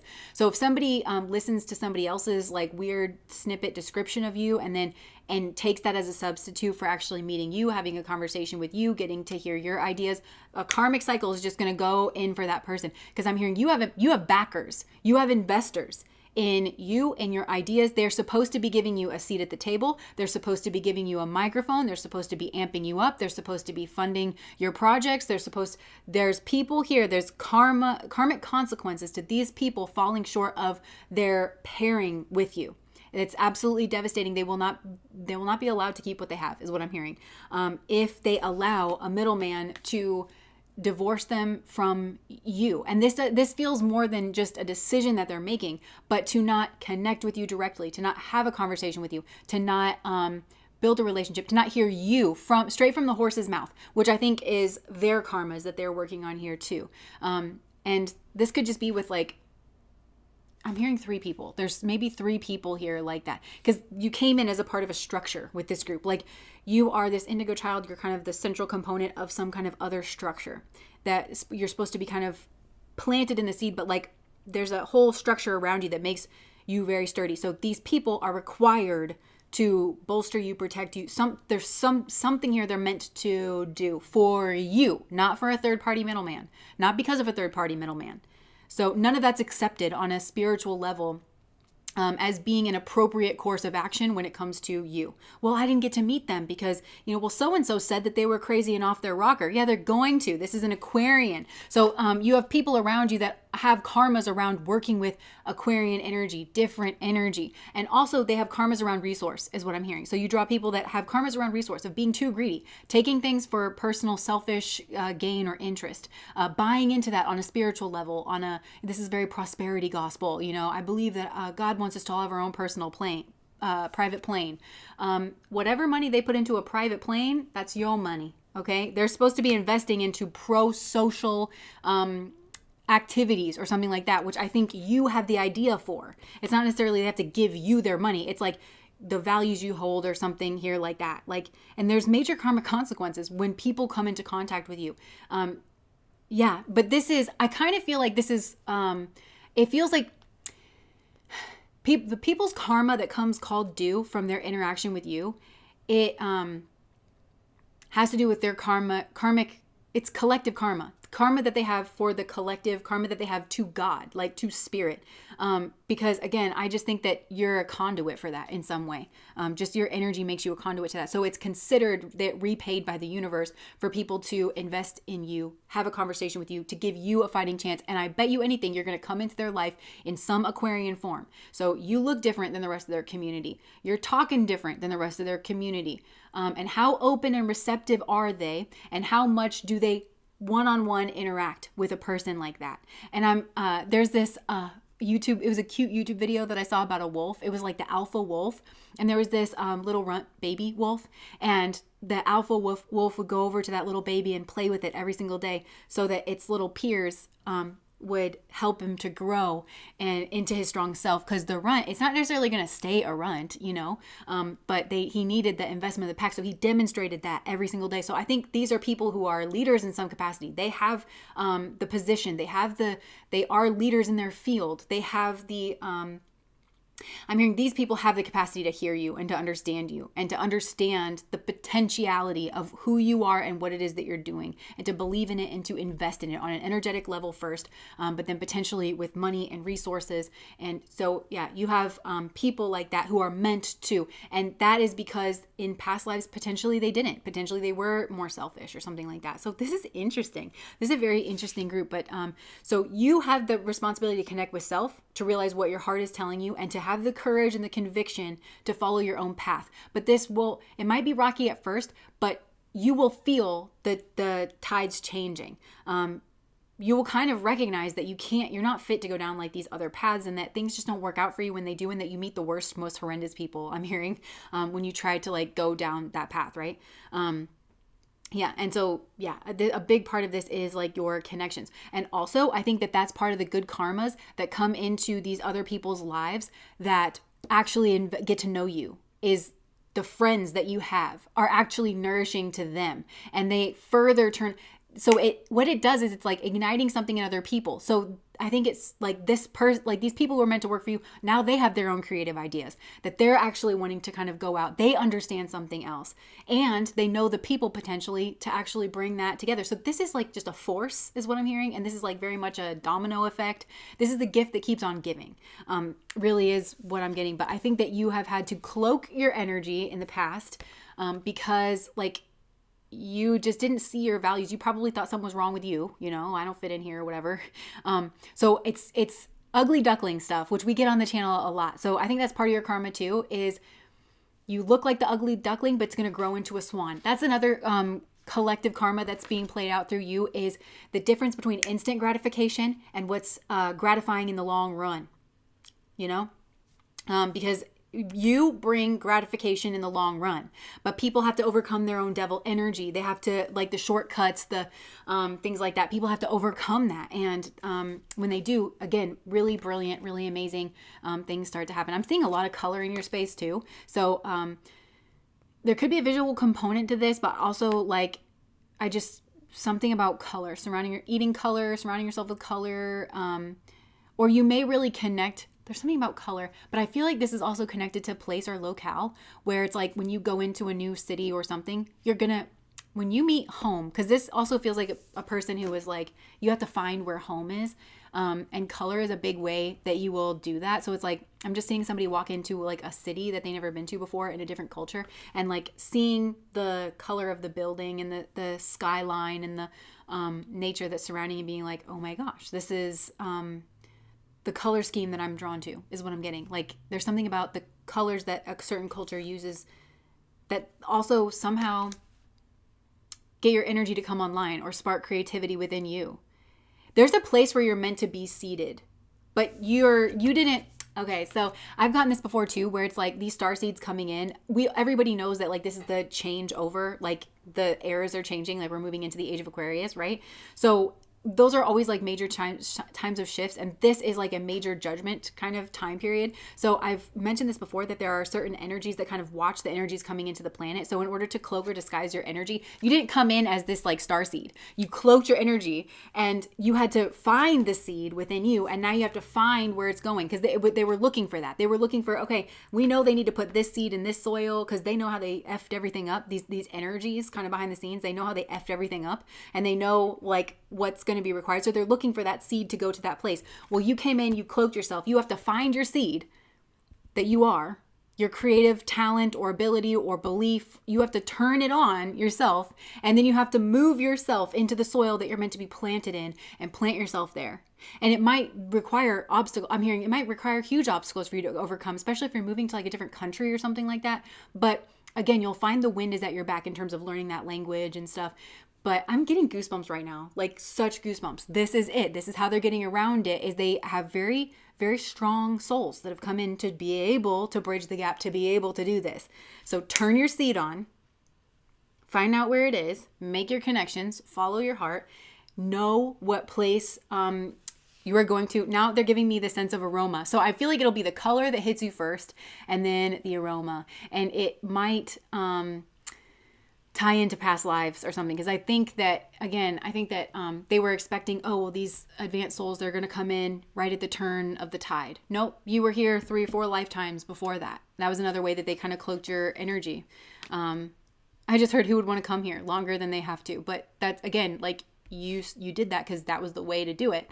And so you may have actually lived past lifetimes in certain areas. This was a wild ride, pile number 2. And I think when you look back on your life, if you do this the right way, you're gonna be like, that was unexpected. And also I'm hearing nothing played out the way that I thought it was going to, because I think you could have been raised in a very traditional household or a very traditional like way of being. So you thought that your life was going to turn out a certain way, but if you do it right, then I think you'll look back and be like, well, that was unexpected. That was different. But great. Like, it's this feeling of like, that was better than I ever thought it could be. You know, it's that kind of a feeling. So that's what's going on here with the indigo children here in pile number 2. With the karmas. I'm just going to put my hair up. Strength training, fragrance. Yeah. And I know that, cause fragrance is, attached to like nostalgia.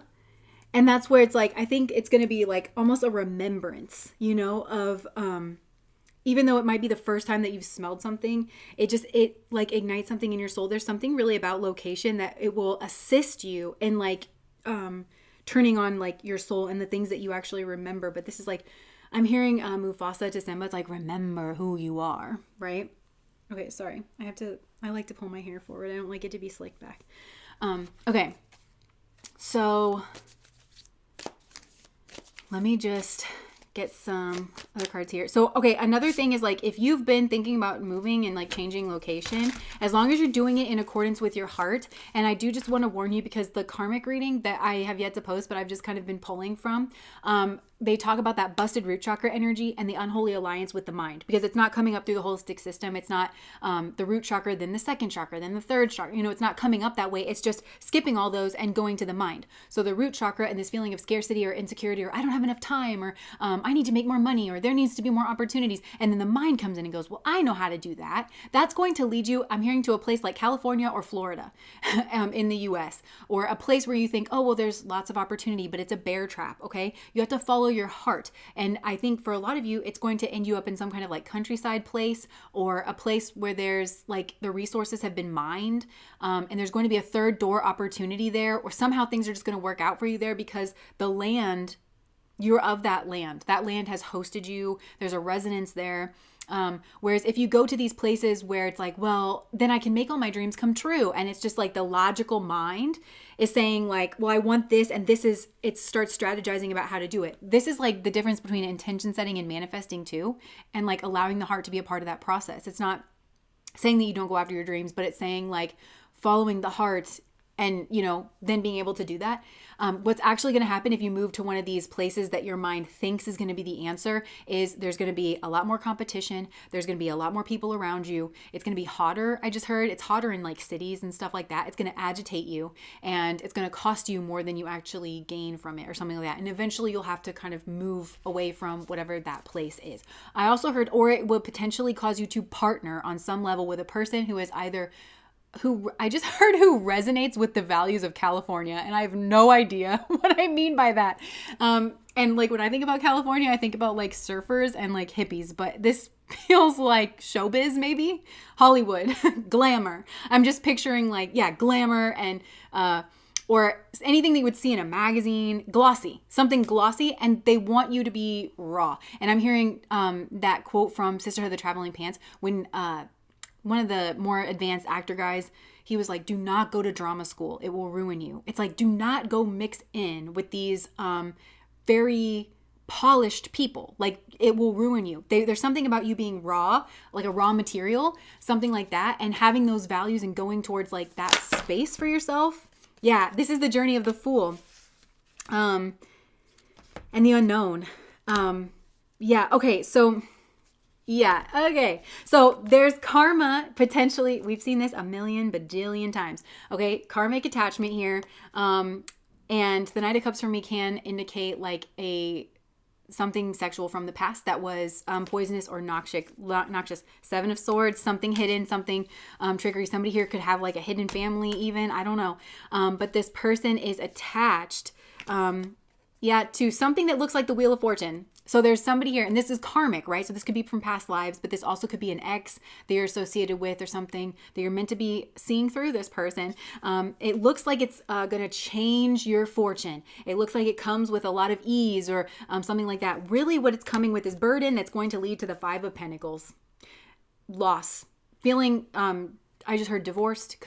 I'm hearing again, if you do it right, you'll end up divorced. Because if you go down this karmic path and you can't divorce yourself from someone who's noxious, that's not a sign of health, right? That's not a sign of upholding your values. So it leads to a lot of burden and a lot of responsibility here. Because I'm hearing like the strings of attachment, that karmic strings of attachment. So it's a lie. It's being able to see through a lie. Something that's sneaking around. Also, again, somebody could be promising you or seeming like, oh, they're going to give you some kind of like bright, beautiful marriage. But really, it's just a bunch of fighting and competitions. This is competition within a marriage is what I'm getting, or a partnership. So you want to be leaning away from that path. And that is the busted root chakra with the mind. It's also some kind of misguided sense of sexuality or sensuality is what I'm hearing. Again, this feels like being drawn in by something that you aren't actually drawn in by. You just want society's acceptance or someone's acceptance. I don't know. So moving away from that and moving towards this energy of the Fool, of like trusting your intuition. And see, he looks very bohemian to me, and he's got his little dog, like loyal companionship. Nothing about him looks put together, right? And this is the beginning of a new journey. And then immediately we're going to the High Priestess here. And the High Priestess is a very moral person. I feel like this is leading you to a High Priestess. Regardless of your gender, this is leading you to a High Priestess, somebody of high moral standing, of high moral character, somebody who has something to offer, something to give, something healthy, something fruitful, something mysterious. This is actually a wish fulfillment. Oh, but and this is interesting. I'm not sure if this is the same karmic energy, but it's like moving away from this emperor wannabe energy, whether that's you or I'm getting that's... This is the reality of whatever this swindler is over here. There's an emperor wannabe that's greedy and blocked off at the heart space, not showing you who they really are, not showing you what they really value. That's a big thing. They're not showing you what they really value. So they read you very well. I think that they know that you are spiritual or that you're religious or that you have certain values. So they'll put that forward, but they're actually blocking off their own heart space. They're not very intuitive and they don't actually have very much to show for themselves. And that might be why if you get entangled with these people, it becomes harder for you. It becomes more burdensome because these people don't understand success. They don't really understand it. So anything that you learn aligning with this karmic path is it's destructive and it's going to have to be unlearned. And then you're going to have to learn something else. Like this is really just adding a lot here. And you are a wish fulfillment to them in order to prop themselves up because they are at a time of financial deficit. They realize that something here needs to change. They don't want the truth to come out. Instead, they want to give you some kind of a message here that makes you think that they're offering this Queen of Cups, but really they're going to disrespect you. And it's a part of some kind of plan. This person has a plan. And they're connected and they're aligned with someone else, not you. So even if this person's presenting as a romantic interest, I think they're aligned.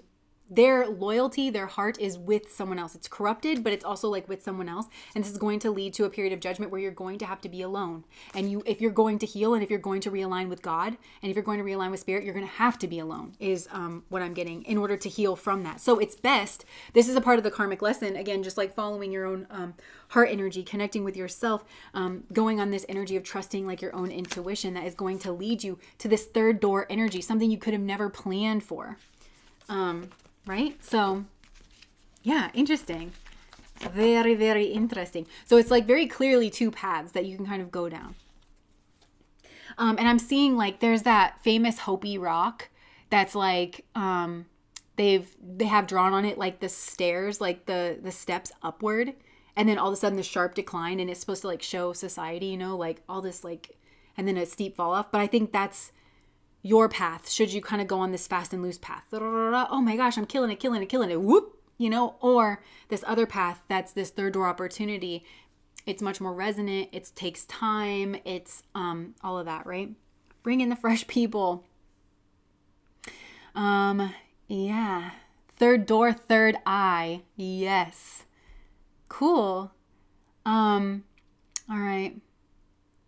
Patriarchy and capitalism. Ugh. Oh, brother. I'm struggling with my dad about this. Yeah.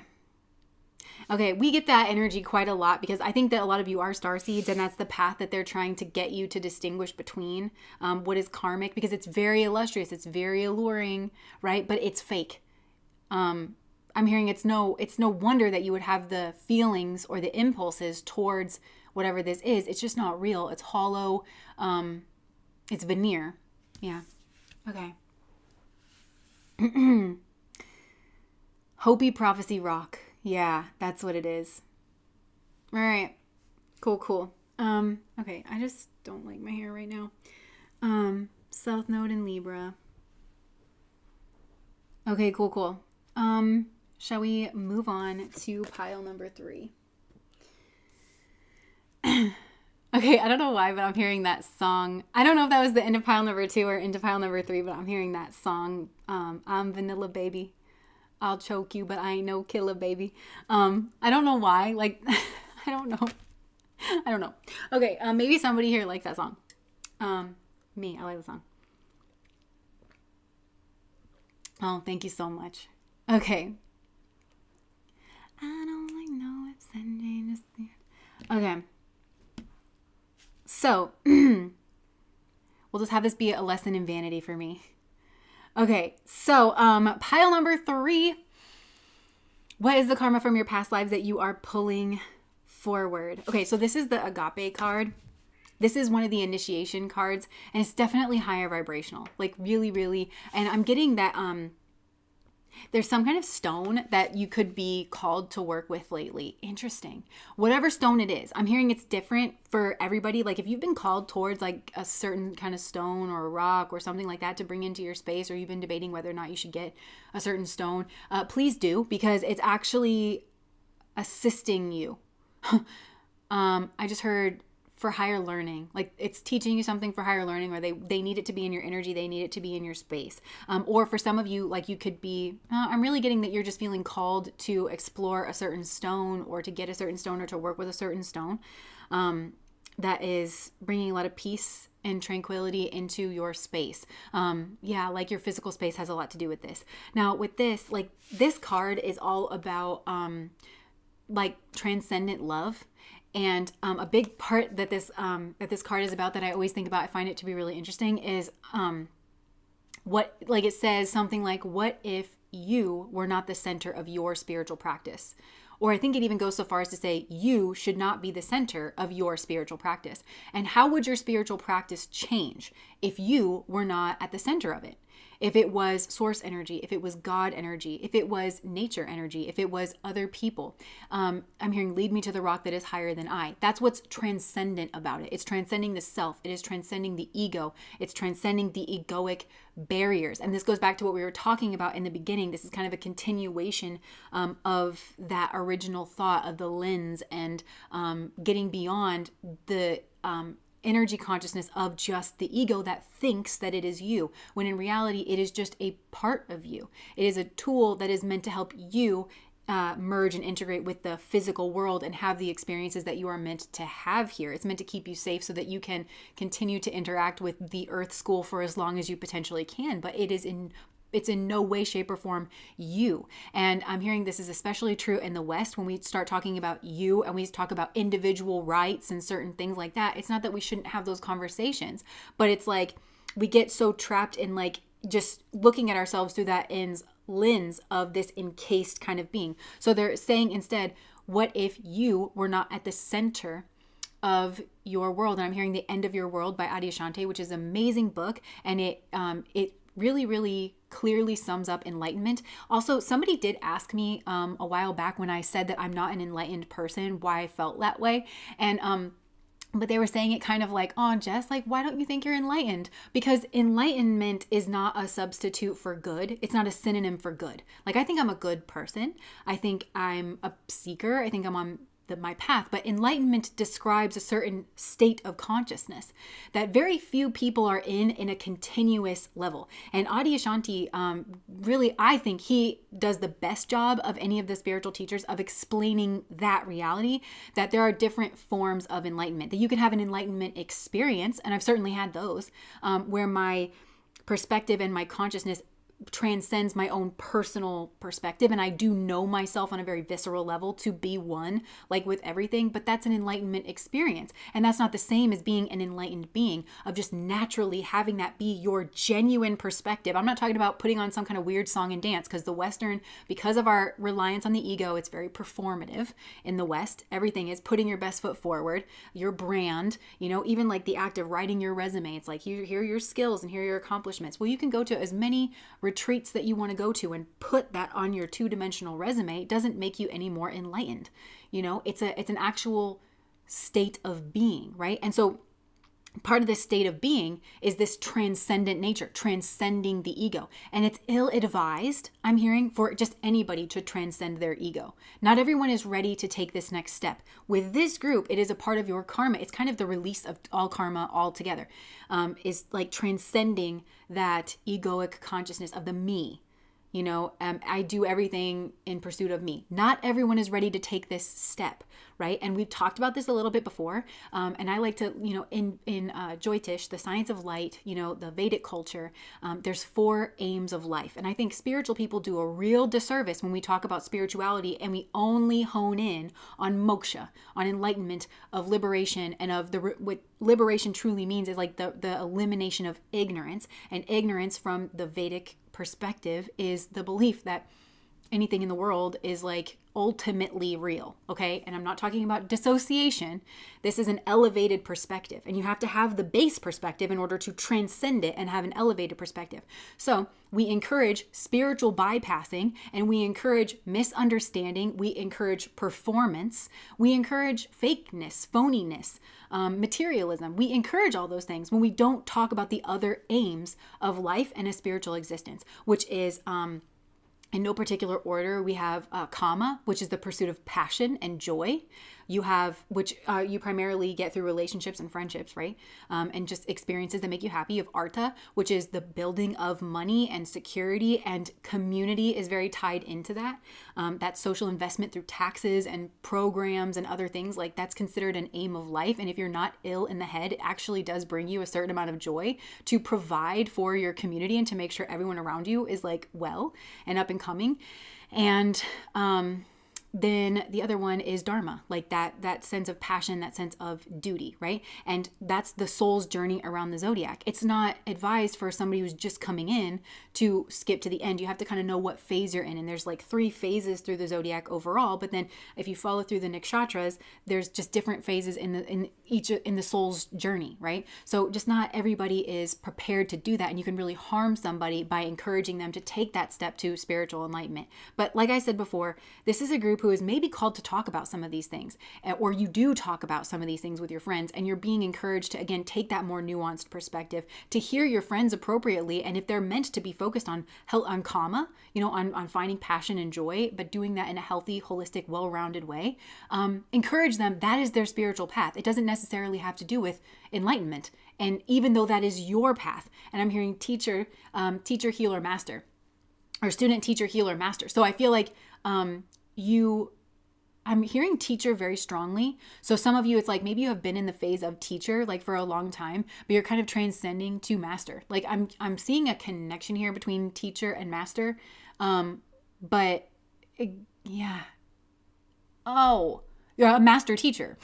maybe that's what it is. It's like anybody can kind of parrot like these like spiritual things that we just kind of hear and we have no actual experience of. But you're focusing on having this actual experience of a transcendent orientation, right?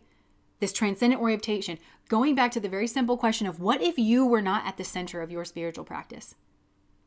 We see so many people kind of just virtue signaling their spirituality. They have to dress a certain way. They have to look a certain way. What if you didn't do that as a spiritual practice? What if nothing about you signified like your spirituality? I'm not saying you should do it, but what if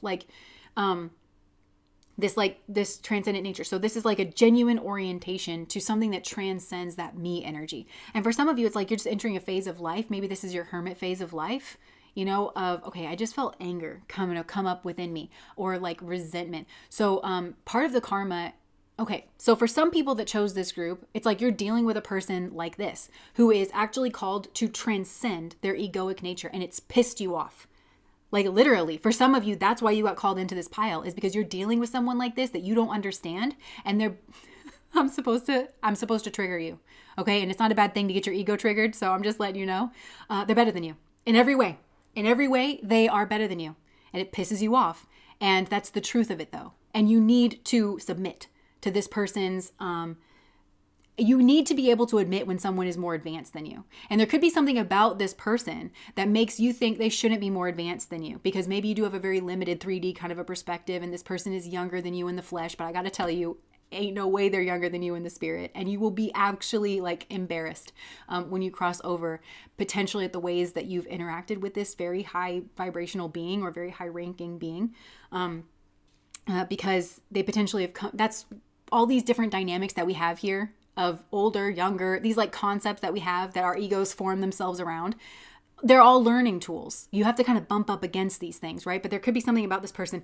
Now, if this is you that I'm describing, you're actually being called to transcend and to have this more service-oriented perspective, then there's these kind of people around you. And this is also a part of your karma, is like learning to see them where they're at and learning to love them unconditionally. And loving somebody unconditionally is not the same thing as being a doormat. It's not the same thing as tolerating bad behavior. It's not the same thing as, because I think that you're a very powerful mirror, and potentially you do need to be that for somebody of like, we don't have anything in common. You need to go twiddle your thumbs.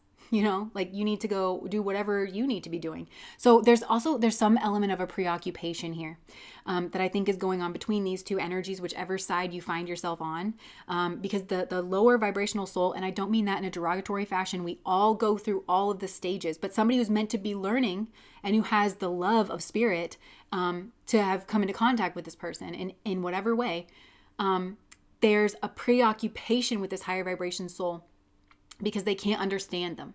Because their consciousness is being called to expand themselves, being called to like tune themselves almost by the grace of this like other being, if that makes sense. But there's a lot of, they're showing the stages of grief. There's a lot of denial. There's a lot of kickback. There's a lot of anger that's being brought forth. And this is reminding me of the reading that we did about 2024 of the blessings that were coming in. And one of them was that, there's a message that's coming in. Callie, thank you so much for the $4.99. There was a message that was coming in about that at first you're going to be confused.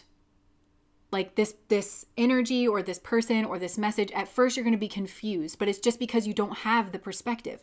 But in this case, there is a person here with a higher perspective. It's a transcendent perspective, and it's not coming from ego consciousness. So if you are dealing with a person and you're finding yourself saying things like, but we need to, I'm going to be out there with my spear and I'm going to, I drew this little weird circle around myself and I'm, and this is mine. Like I'm literally picturing a 3-year-old, mine, That's normal. It is normal, and it's like kind of necessary, but just know that it's not the end goal ultimately. And so like there's some kind of trade-off that's happening here, but ultimately this is a pile where it has to do with service. Okay, so even if you are the person who is feeling angry and spiteful because spirit has actually in some way, because I'm hearing this very clearly, this person who is like preoccupied on this higher vibrational being, their karmas do not qualify them to be in that person's presence just naturally. So this person, again, you're learning the transcendent nature of like service by agreeing to, consenting to, allowing spirit to bring someone like that into your karmic field, even though you don't deserve that. Your karma, you're vibrating at a higher level. Even just that act is you sort of learning that. And something just like kind of flew out of my mind there. But yeah, it's a matter of interact. Oh, okay. So that lower vibrational being, the reason that they're being brought to that higher vibrational being, not just is I'm hearing it's to atone, and it's because they're called to some kind of service work. They They're not supposed to be selfish. They're not supposed to only be doing things for themselves. And I'm hearing they've reached the end of the road where that's going to be allowed, because every soul is allowed to kind of like unfold at their own pace. But there's something about the vibration of the planet that is elevating so quickly that these souls are going to be left behind. So I don't know what that is. Like they're going to go to a different school or something like that. But it's like, if you want to continue to grow and like to be a part of the earth school, you're at the end of the road with whatever selfish behavior has been going on. And so when somebody pushes back and suggests that you have been selfish, and I'm hearing these are the people though that I think hide behind a veneer of being pro-social, but actually their actions and the people they've aligned themselves with and where they like to spend their time and stuff, like it actually paints a much different picture.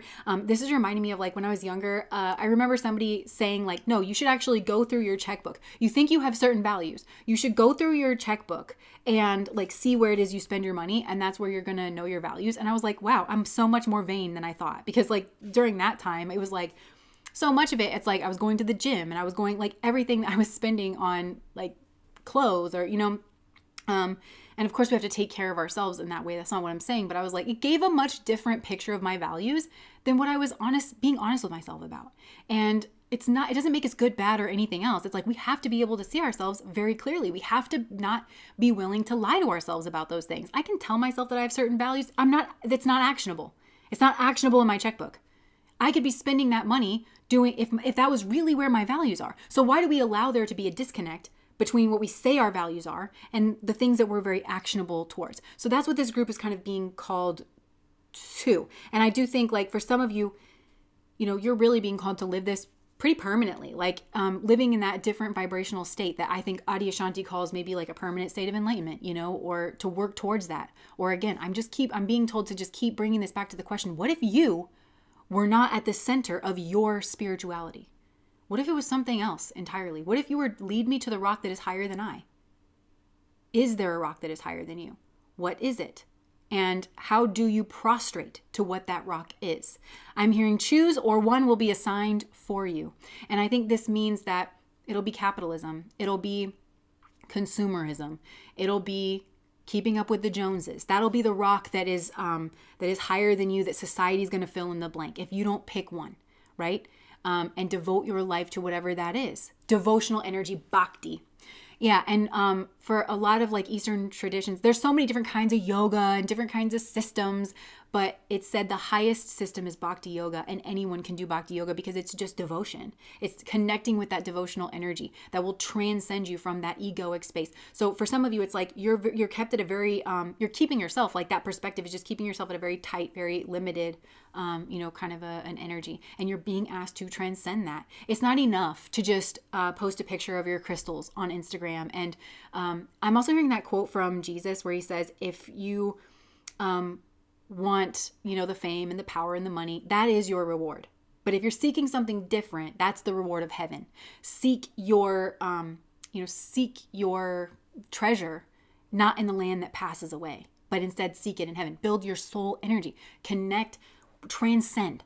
That's what he's saying. Transcend. You can't keep any of this, right? So that's what it's being in small ways, in small little ways. And it's not a matter of passing a judgment from an external point of view. This is a tallying of your internal bank account, if you will. Are you living the values that you protest? I heard thou doth protest too much. But when you really actually hold yourself to a standard, actually hold yourself to account. Don't allow yourself to get away with living your values so cheaply, is what I'm hearing. That's really the next step. And that's when you're going to start to really gain traction in your life, and things are going to shift, and you're going to get a different, kind of a feel for certain things. That's the change that you've been waiting for, is what I'm hearing. It's transcendent. Some of you, I think you're just not feeling alive, but it's doing something for something outside of yourself that's going to bring that in. The question isn't what should I do for myself? It's, what if I wasn't at the center of my spirituality? I'm just keep bringing it back to that question.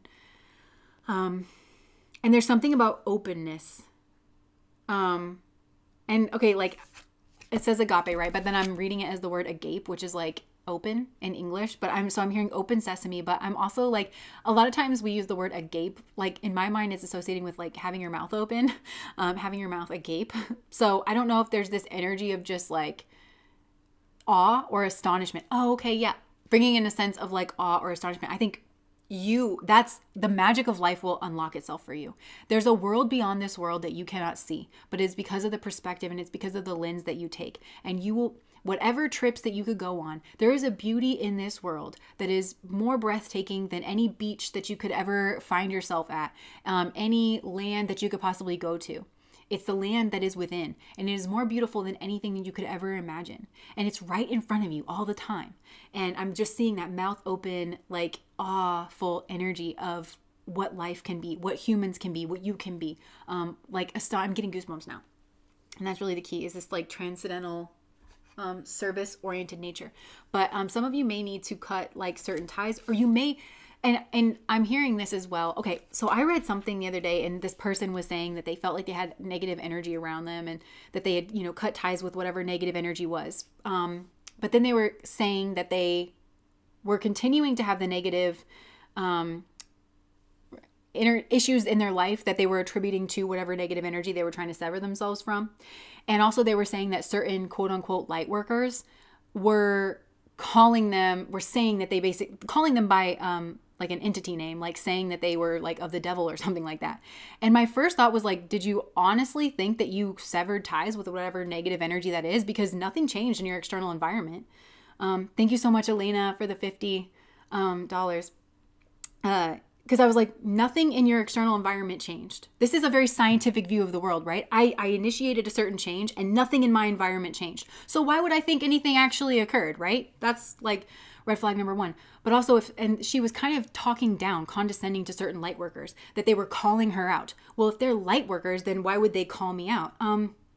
Light workers are not doormats. They're not polite. And if you feel like you have a negative entity attachment, and also your environment is giving you the feedback that nothing actually did change, and you have light workers picking up on that energy, maybe they're correctly picking up on that negative energy that you yourself said was there. Maybe it's get behind me, devil, is a very appropriate thing for a light worker to say to some kind of negative corrupting energy. So with this Queen of Swords energy that just came out on the bottom and then magically turned into the Empress, the Queen of Swords energy here leads to the Empress. You hear this a lot with spiritual teachers too. And again, this is somebody with a genuinely elevated perspective. Thank you so much, you guys, for asking people to hit the like button. Like that genuinely elevated perspective. They're not saying things to be mean. And I'm hearing for a lot of you, if you're a part of that lower vibrational energy where you get triggered by being around higher vibrational beings, it's because you're projecting out. When you are the Queen of Swords energy, it could potentially be because you are trying to harm, you're trying to wound, you're trying to critique. For some of you, I'm hearing, like if you're a part of that lower vibrational group, your mind becomes a weapon and you allow it to run the show. That logical reductionist. And I'm hearing you make a straw man of this person. So you misunderstand them. You build up a fake version of them and what it is that they're trying to tell you. And then you attack that and you think you've accomplished something, and it's low vibrational and it's just not what's happening. And nobody should interact with you if you're in that energy. Nobody should give you the time of day unless you're willing to have a truthful conversation. Step into the light of day as the light's kind of shining in on me. Step in the light of day, step in the light of truth, quiet down, pipe the fuck down, I just heard, and try to understand, try to listen to understand, right? Because that Queen of Swords energy coming from a higher vibrational being is right on the money. And that might be very uncomfortable, but it's right on the money. And where is that going to end you up? The Empress. Much different results. Somebody who's trying to pick at you and critique at you, and they're trying to debate you, that's low. It's Queen of Swords energy applied for a very low vibrational purpose. And the end and the means are one, so you get a very low vibrational result. Somebody who is elevated and taps into their Queen of Swords energy, uses it skillfully, well, appropriately, in order to get to the heart of the matter, in order to get to the truth of the matter, who only deals in the truth and will only deal with people who are dealing in the truth. What they point out, what they cut off, what they this or that, it leads to the Empress energy, regardless of gender. That's much different. It's not the same, what you and this person are doing. So if you are this higher vibrational being, don't divorce yourself from your Queen of Swords energy, and don't fall into the straw man, the false version of yourself that somebody in very low vibrational with a very limited, reductionist, materialistic, egotistical worldview is projecting out onto you. That's more indicative of them. Okay? Instead, know your truth. Okay? And I'm hearing some of you have a craft, some of you have a skill set that you know you are good at. And you need to lean into that more. So don't divorce yourself from your Queen of Swords energy. It's what leads to this Empress energy. Yeah, this is the two energies that I'm picking up on. One is the Seven of Wands of like, I have the higher perspective. Listen to me. And they might even try to sweet into like, this is somebody, it's kind of reminding me of like Tweedledee and Tweedledum from Fresh and Fit, or I'm picturing like Alex Jones with like his red face. Like, it's a highly emotional energy, but they like to put on the front of like, I'm calm and I'm not emotional. But that's the rarity, and they use it as a tool. But then right behind it is this very volatile like creature. That's what I'm kind of getting for this person. They try to come off like they're on the level, and they're just not. Like behind it, they're just not. So you can't fall for like the veneer. Again, a lot about veneer here in the karmas. But somebody else here, it's like, you're learning about, this is a very spiritual cup the Queen of Cups has, right? And this is healer energy. So you have to heal yourself. And part of healing yourself is like just not letting this energy into your cup, not letting people affect your emotional space, like feeding your connection with spirit, the energy of love and compassion, because everything you do flows from that space. Even when you're in the Queen of Swords energy for this higher vibrational being here, even when you're in the Queen of Swords energy, it actually is. Thank you so much, Lulu, for the super chat. Even like that is coming from the space of love and compassion. Everything is in service to, right? This is all about service. Everything is in service to love and compassion. This person only services themselves. They really do. They have to be right. They want to bait you into some kind of low vibrational argument about it's black and white thinking. It's right, wrong. And you will find when you talk with this person, you don't really recognize yourself or the world at large, like in their viewpoints. And this person's fixated on you because you have this higher vibrational energy, but it's triggering for them. And it's because they're going through the stages of grief, because they are being called to let go of that ego structure. And I know it might not seem like a win, but I actually think there's progress happening with this person, because I think some of them have moved from denial into the state of anger. If this person's kind of fixated on you, refuses to leave you alone, energetically or otherwise, they're in a state of anger because they can hear the truth in your being, and they can hear the truth in what it is that you're saying, and it's disrupted their status quo, and it's like a little child that has to learn how to manage their emotions. And I just don't think anybody helped this soul or this person manage their emotions in a healthy way. I think the only thing that they can do is really give the appearance that they're fair or balanced or reasonable, but then they'll explode on you the moment they think that you've taken the bait, is what I'm getting. Or the moment that because they want to actually, it's maneuvering. They just want to maneuver you into a way where you have to treat them reasonably. But I really think with this person, you really just have to be very firm about, I don't like you, I don't resonate with you, I disagree with what you're saying. Why don't you move on with your life? Because they're not moving on with their life because they recognize something in you, something like that. Yeah. So, and again, that has to do with, and it could be some of these people, they have realized that who they've aligned themselves with is of their lower natures. But they're just defensive. I mean, this is very low vibrational. It's childish almost. And it might be helpful for you to look at them, not in a condescending way as a child. You shouldn't condescend to children anyways, right? They're just little adults in training, their souls and bodies. But this person's kind of onboarding, just like a child is trying to onboard, and they need to learn. And yeah, they're an adult and they can cause a lot more damage, and you ultimately don't have to be around it. And you using that Queen of Swords energy to cut off from this person, that's how you teach an adult, is what I'm hearing. Like, you're not responsible for another adult, but that's how you teach an adult, is just, you're not going to be around me. And I think this person eventually is going to find themselves surrounded by these people that they don't actually like. They want to be in your energy. It's something like that. That's how you teach an adult. They have to learn by everyone around them is boring and not challenging them in any way, and is just low vibrational too. They're gonna kind of have to live that, I think. So, all right. Yeah. Okay. Cool. Okay, so let me just see if there's anything else that Spirit wants to say, and then we'll move on to the general message.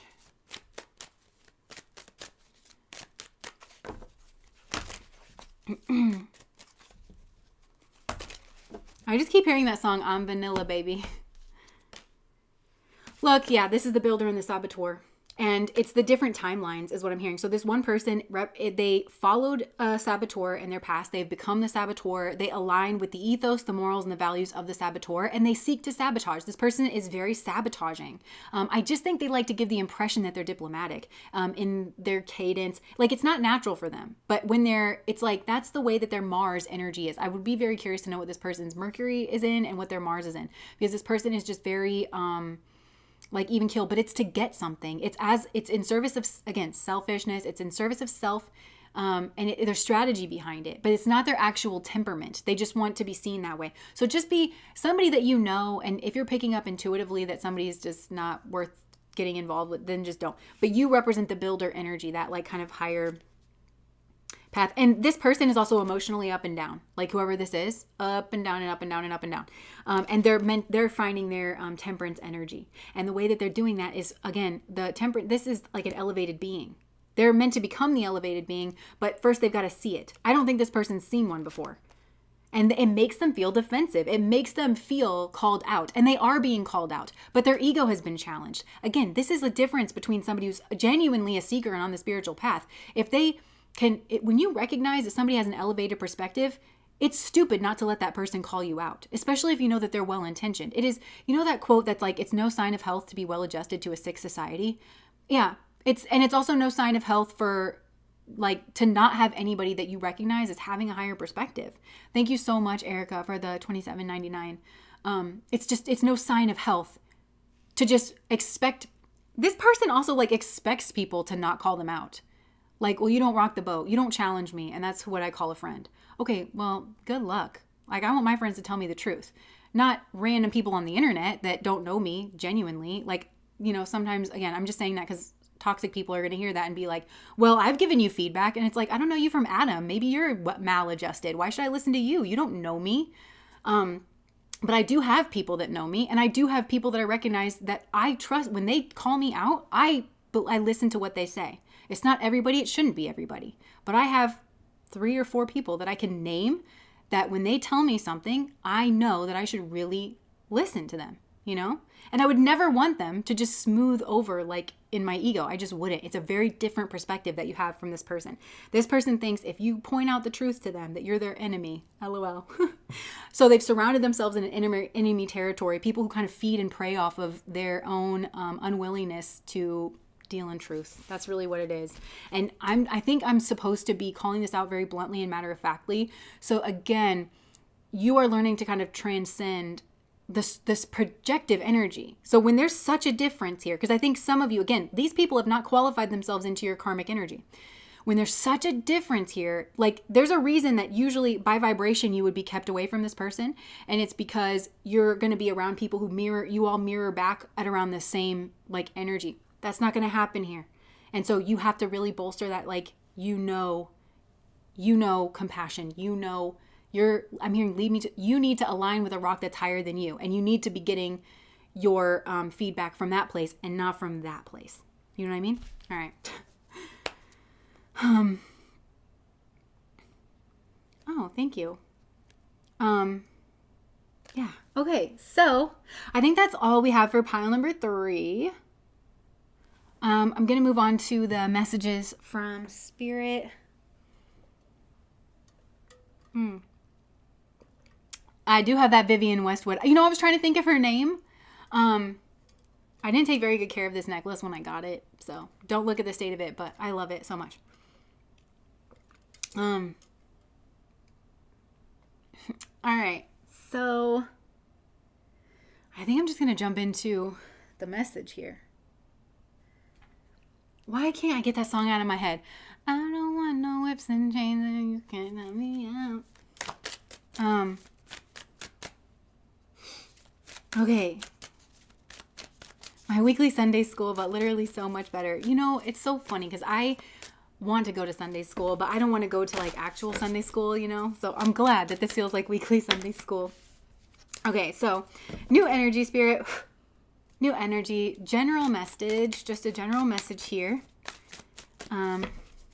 Okay, so keep in mind that the general messages, like obviously, like we kind of break things down into these 3 different groups. So sometimes the general message is the message that spirit is really feeling like it wants to get across here to somebody, probably the majority of people, but it may resonate with you, it may not. And even if this isn't your energy, thank you so much for the donation, Xanon I Snowflake. Namaste. So just keep in mind that tarot, just like life, receptive energy is not necessarily passive energy. It's good to like be open and be receptive, but to make sure you have a filter, right? And this is the same in tarot. It's not just blindly accepting certain things. So sometimes these general messages will resonate with you and sometimes they won't. Just as a reminder. But let me just see what general message spirit wants to bring forth. And sometimes I get more than one general message too. So just take what resonates and leave the rest.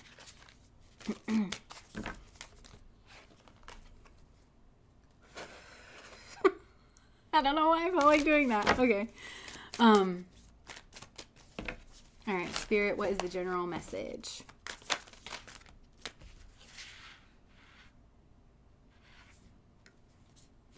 Okay, interesting. Okay, so I do think that there's something here about music because I'm hearing that I don't want, but like I looked at the back of these cards and then I started hearing shamanic drumming. So some of you may connect with shamanic journeying, or you're being invited to do that. Shamanic journeying in whatever way that you feel called. I'm hearing do your own research and feel called to the cultures and the wisdom traditions like that you feel drawn to, especially in different parts of the world or something like that, and like actually look into that. But also on YouTube, there's a lot of channel like shamanic journeying, like visualizations and stuff that you can potentially do. But I'm hearing like the drumming and I'm hearing like tribal songs and stuff. And it's reminding me of Alex and I the other day. Alex has been listening to the song at the end of The Lion King. It's like, a whim away, a whim away, a whim away. And we were just like dancing around the kitchen, like just making food and stuff. But it's like just a different, I don't even know what a whim away means. Like I probably did at one point. But anyways, like, I don't know what that means or anything. It's just like the beat and it's just the rhythm or something like that. I don't know. So it's like listening to there's certain kinds of music that I feel like, you're being drawn to. Okay. Now there is something here about like a teacher or about the clarity that they're bringing. And this kind of goes in with what we were talking about in pile number 3. This teacher comes in peace. So for some of you, spirit might be bringing you a wisdom teacher, a wisdom tradition teacher. And they're actually partnered with you. They work with spirit and they're partnered with spirit on some kind of like higher level. For some of you, this is like a love coming in. Okay, I'm hearing like working with this wisdom teacher or something like that, incorporating this into your life is what's leading you to your 2 of Cups. But you are severing here this 5 of Swords energy. It's an energy that you couldn't win anyways. And you might have to break your allegiance with a system of thought, a school of thought, a people of thought, a something here that, you need to break some kind of, and this feels like a deep tie. It's so much that you think it's a part of yourself. Again, this kind of goes back to an ego. So this is a blessing. This is also an answer to a prayer, but so you might not realize that this is an answer to a prayer because you could have been praying about something isolated, something about a partnership, maybe specifically, whether it's like, again, a business partnership or a romantic partnership. And you were like, please, I just need this to even out. Well, it's not going to even out. Spirit did hear your prayer. Spirit is answering that call. But you have to understand, you have to have absolute clarity on this. So spirit is shining its lightness on this through some kind of higher perspective here with the Hierophant. Now, again, this could be this person in pile number 3, which you're going to feel triggered and you're going to feel confused because they're telling you that this person ain't shit that you're with, or whatever. But it's a higher, more elevated perspective. It actually does have the answers, the diagnostic answers of why shit has been going so left for you. This is the seed to it, okay? But it's a murky path. You have to confront a lot of your fears and a lot of your illusions, but it will lead you to yourself, which will lead you to kind of like harmony and community and having the conversations that you need to have in order to have some kind of bright new beginning, in order to connect with strength and some kind of romance and healthy giving and receiving relationships, partnerships, and cooperation and teamwork and working together. But I'm kind of hearing a lot of you have been a lamb for slaughter, like in whatever this is. But it's been kept from you. You don't realize that you're being used. You don't realize that, something's like taking from you. You don't realize it because you don't have that like higher perspective, but you have been suffering. I'm hearing straight out, you have been suffering. I'm hearing, I don't want to trigger anybody, but it's like you reap what you sow. And I think that you potentially could have aligned yourself with people around you that don't get you, that are causing you headaches or like pain, or pain in the neck, I'm hearing. So this is like a period of judgment. Where in a period of judgment is like, this is a period of realization where you're realizing exactly what it is that you've built, like in some arena of your life. Again, I'm getting strong like work and romance, and potentially there's like overlap here for some of you. So just take this in whatever life arena this is going on. But certain things are being unearthed here. And this is a very divine presence that's coming in. But Spirit is trying to give this as a general message, because a lot of times when shit starts to pop off and go wrong, because our human minds are really not designed to think of things systematically, again, of what led to this. Because everything just starts going wrong, you look immediately around you in like the 2 centimeters around your immediate existence to go, what happened here? In reality, what happened here was 30 years ago, or something like that. 15 years ago, 20 years ago. This is a long lifetimes ago. I'm even hearing this is a karmic resonance that you have been sort of stuck in, and you're needing to really cut to the truth, and you're needing to look at this very matter-of-factly, whatever is actually holding you into this holding pattern. So you got upset because of a symptom. That's what I'm hearing. You got upset because of a symptom. You prayed about a symptom, okay? But if you want to cure the symptom, you need to actually figure out what the cause is. And that's, again, themes that have come up in all 3 of these piles. That was especially here in pile number 1. You need to get to the root of it. And the root of it has to do, you should probably re-listen to pile number 1. Again, like it looks like it's external, but it's, if you actually do the work, if you're genuinely a seeker and you're untangling this karmic knot, it's going to lead you inside of the self.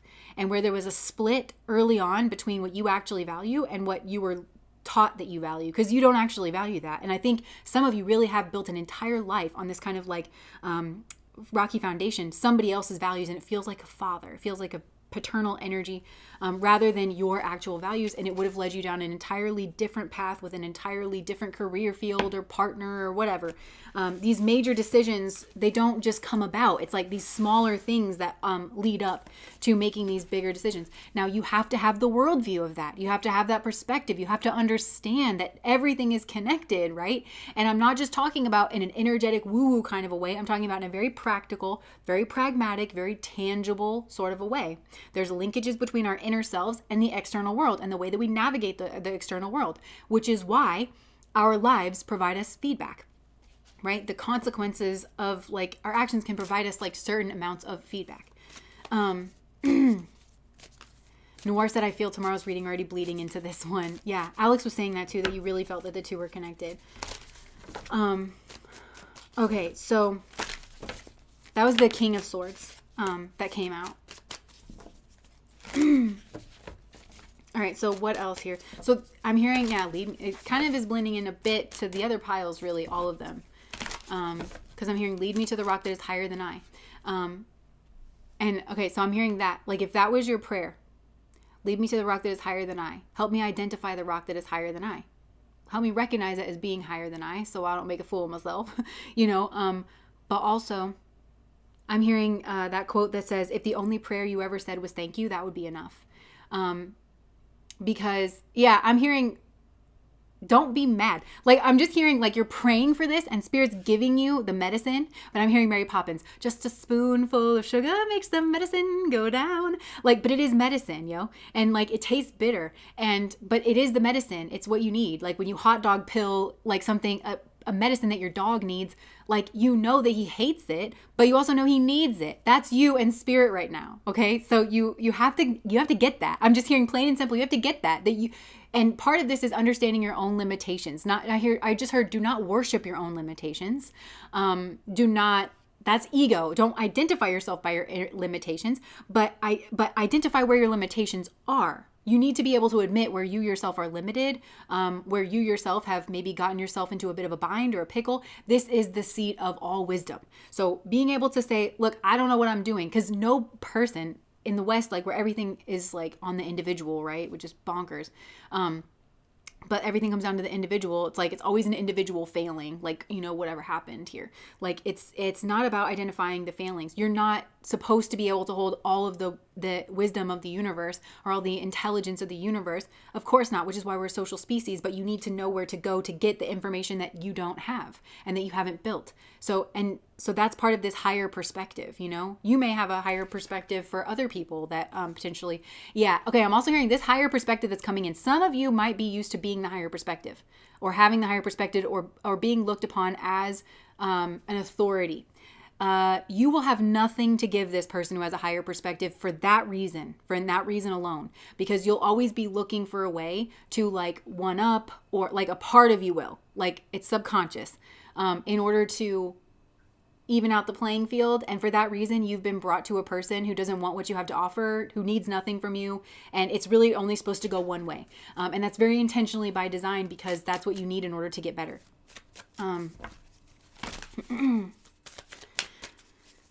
my gosh.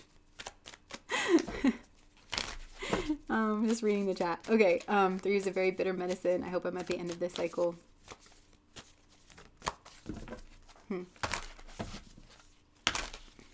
Hold on here.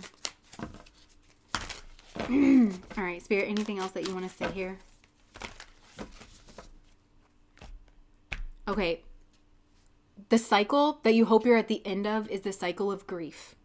And as we know, grief is kind of a never-ending process. Like, you never stop missing the loved one that you have. You kind of make a certain kind of peace with it, you know? And it kind of can lead you to some higher understandings. Like, maybe you do, like if you lose a loved one, you know, to death, maybe it sparks some philosophical questions. What is life? Maybe it reminds you to make the most of life. Something like that. But there's like a grieving, I think, that's going on here with this group. Yeah, because there's been a functioning dysfunction that will take you no further, but there's another path waiting for you. But it might require rest and relaxation. Okay, I think I want to pull some obstacles cards here. Piece of the missing pieces. You don't get over it, you just get used to it. Yeah, sometimes, you know, like there's certain things in life where it's like, of course you're never going to get over that, because life is trauma. Like, honestly, life is trauma. Okay, younger man did come out in reverse. Okay, dealings or relationship with a younger man. Okay, and I asked for obstacles. Beware of great pride. Interesting. Flute. Disappointment in a friend or lover. Okay, so that's pretty clear. But for some of you, it's like when you were a younger man, you know, like if you are a man, it's like maybe you had great pride when you were a younger man, and then it led you to disappointment in a friend or lover because you fell for a peacock. Or somehow this is what I'm seeing. I'm seeing a younger man who was full of a lot of pride, who fell for a peacocking energy, which is kind of con artist energy, somebody with like beautiful plumage. But you know, the peacock, maybe like somebody here, you thought somebody could provide you a certain amount of protection. Or maybe you fell for a younger man who was a bit of a peacock. And you know, there's that thing in the peacocking where somebody tries to make themselves stand out, usually by wearing like a piece of clothing or something. But you know, a peacock doesn't really have any great, like, I'm not trying to be rude, but it doesn't have any great like skills or talents or anything. Like that big tail just symbolizes, like, predators look at it and it's like, if you can carry that big thing around that's so bright, like, you must have some kind of, you know, you spit poison from your eyes or something like that. Like, I don't want none of that. But all it is just bluffing. Somebody here was like bluffing. Or fell for somebody who was bluffing, and it is going to lead to disappointment. Okay, well, you have to understand, not having the truth, not investigating this peacock, not having the truth about this person is what has ultimately led to the disappointment in a friend or lover. So become the friend or lover of truth, is what I'm hearing. Become the friend or lover of truth, and it will manifest in your life. It will actually manifest in your relationships. And when somebody who embodies being a genuine friend or lover, who is also a truth lover, appears in your life, you will naturally feel a pull and a resonance with that person because you both like value and love the truth, you know, and you'll recognize it when you see it. Spiritual love. Yeah, so you're on a path to spiritual love, believe it or not, even though it feels rocky. And I've already shared a bit of my story here, like if you guys are interested in that, but I do know what it feels like. I was like very, very alone for like, okay, I'm almost hesitant to say this because I'm hearing that some people will be in too low vibrational of energy to be able to have this conversation and not turn it into like a misery contest. So I'm just asking you not to do that. Thank you so much, Nikki, for the $10. But I was like really, really alone for like 4 years. And I was like going to go on to a monastic path. I really had like given up all hope. I was very disappointed. But I was dealing in truth. I was very disappointed with a lot of the people that my path crossed with. Pretty early on, like in the early stages of getting to know somebody, but at least I was dealing in truth, and that's what like led me to feeling very alone. But it ultimately got me to where I needed to be. And then beware of greed. That's another thing. Yeah. So these are all the obstacles in this karmic path, I think here, but they're pointing you on your way. I'm hearing God bless the broken road that led me to you. Club. Someone will try to make you do something against your will. And I did just hear clubbing, like dance clubbing. Beware of greed. Temporary situation. Temptation will test you. So there could be a peacocking energy. So they're bluffing. Somebody here is bluffing. Potentially in terms of like dealings with a young man, or it's a young man who's a peacock that's bluffing, who is trying to convince you of something, who is tempting you or testing you, trying to get you to go down a path here. And it could have to do with like a party scene. But it's going to cost something here. Disappointment in some affair. Look, scissors. And the scissors cuts like karmic threads. So this is a karmic. There's a younger man here who is a karmic. And it could be like your younger self. Keep that in mind. Or somebody you dealt with, I don't know, who was a peacock, and this person is a karmic. They are the karmic lesson because they are bluffing. They are not a lover of truth. As we know, God is truth. So not being a lover of truth is not aligning yourself with God principle. It's not aligning yourself. They're offering some kind of powerful protection, and they're lying. I actually think they're bringing you into the lion's den. And it's like as long as you make yourself useful and they can use you, you'll be fine. The moment you assert your, I just heard try disagreeing with them. You get along because you always acquiesce to them. That's not the same thing. Because I think as soon as you step a toe out of line, this powerful friend, you'll realize that they're a foe, that they're just selfish. As long as you acquiesce to them, you're fine. That's what awaits you if you kind of like go down this.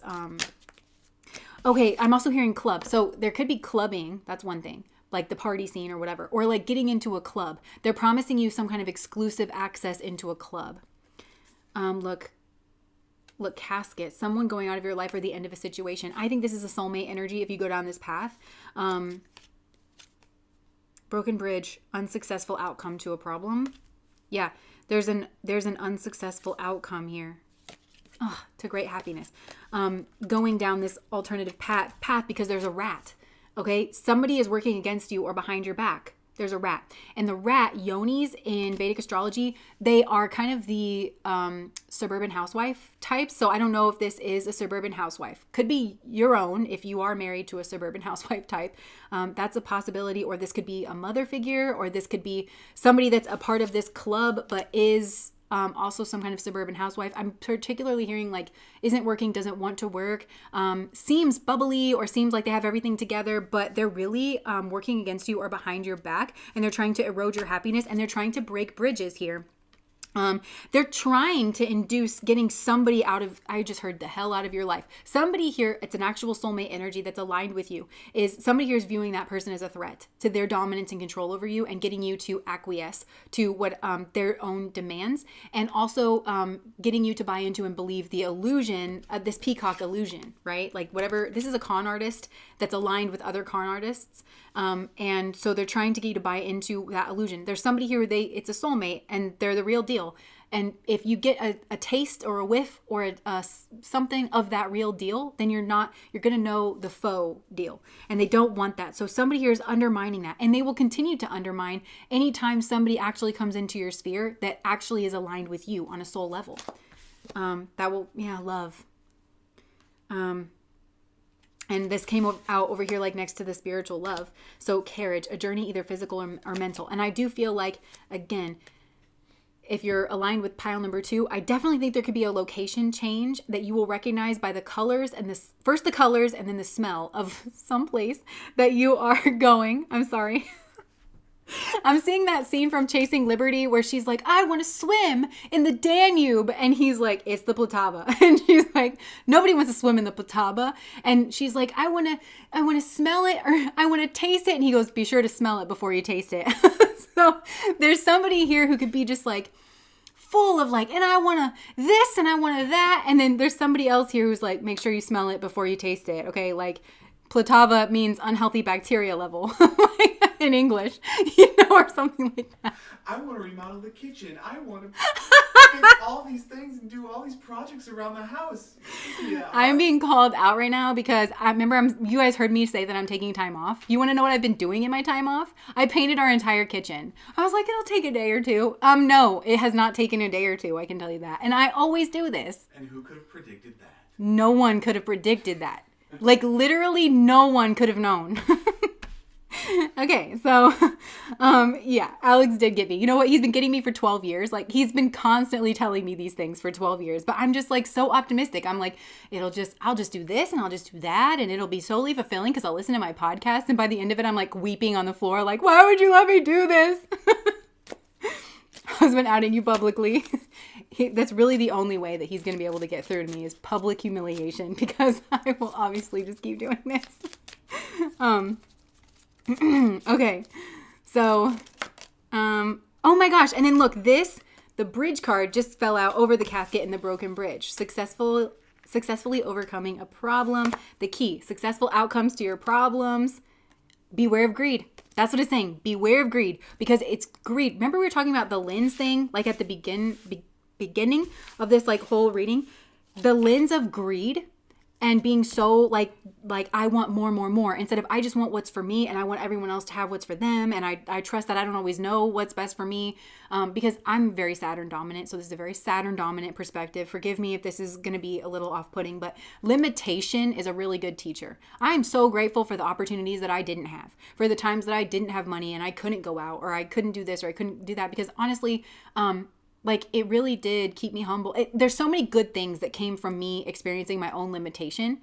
Don't always try to get around your own limitation. Like really ask yourself if that's something that you need or if you're just being greedy or if it's just like the energy of the ego. So I'm literally hearing that's the key. Beware of greed. And greed doesn't just have to do with money. It has to do with status or having people look at you a certain way because that's what the devil likes to promise you those things is what I'm getting. But, you know, the thing about making those deals with the devil, and I mean this in a metaphorical sense, is that the devil doesn't have dominion over anything. So, yes, like you may get what you want, but that's what the devil has promised you, right? I'll give you riches. Like, think about this on an energetic level. Don't think of this as like some kind of weird being or anything. Like, just on an energetic level, this is take the quick temptation route. As soon as you get that contract is what? It's fulfilled. It's fulfilled. And then what happens afterwards? Natural law takes back over, which is the will of God. So that's the going all the way up and then zoom. And then you'll be like, well, I don't really understand. Well, you're not playing by natural law.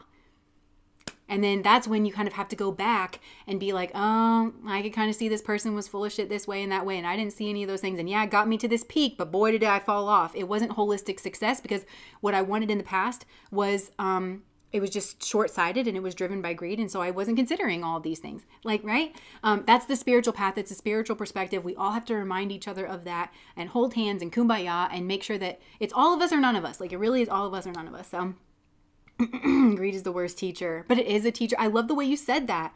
Greed is the worst teacher because everything that we experience here is in fact a teacher.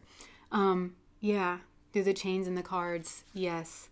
So this new wave of thought. That's what it feels like. It feels like a new perspective, a higher perspective that is in some way, shape, or form being brought into your life. But I think for a lot of you, it's like in a lot of different ways it's being brought into your life.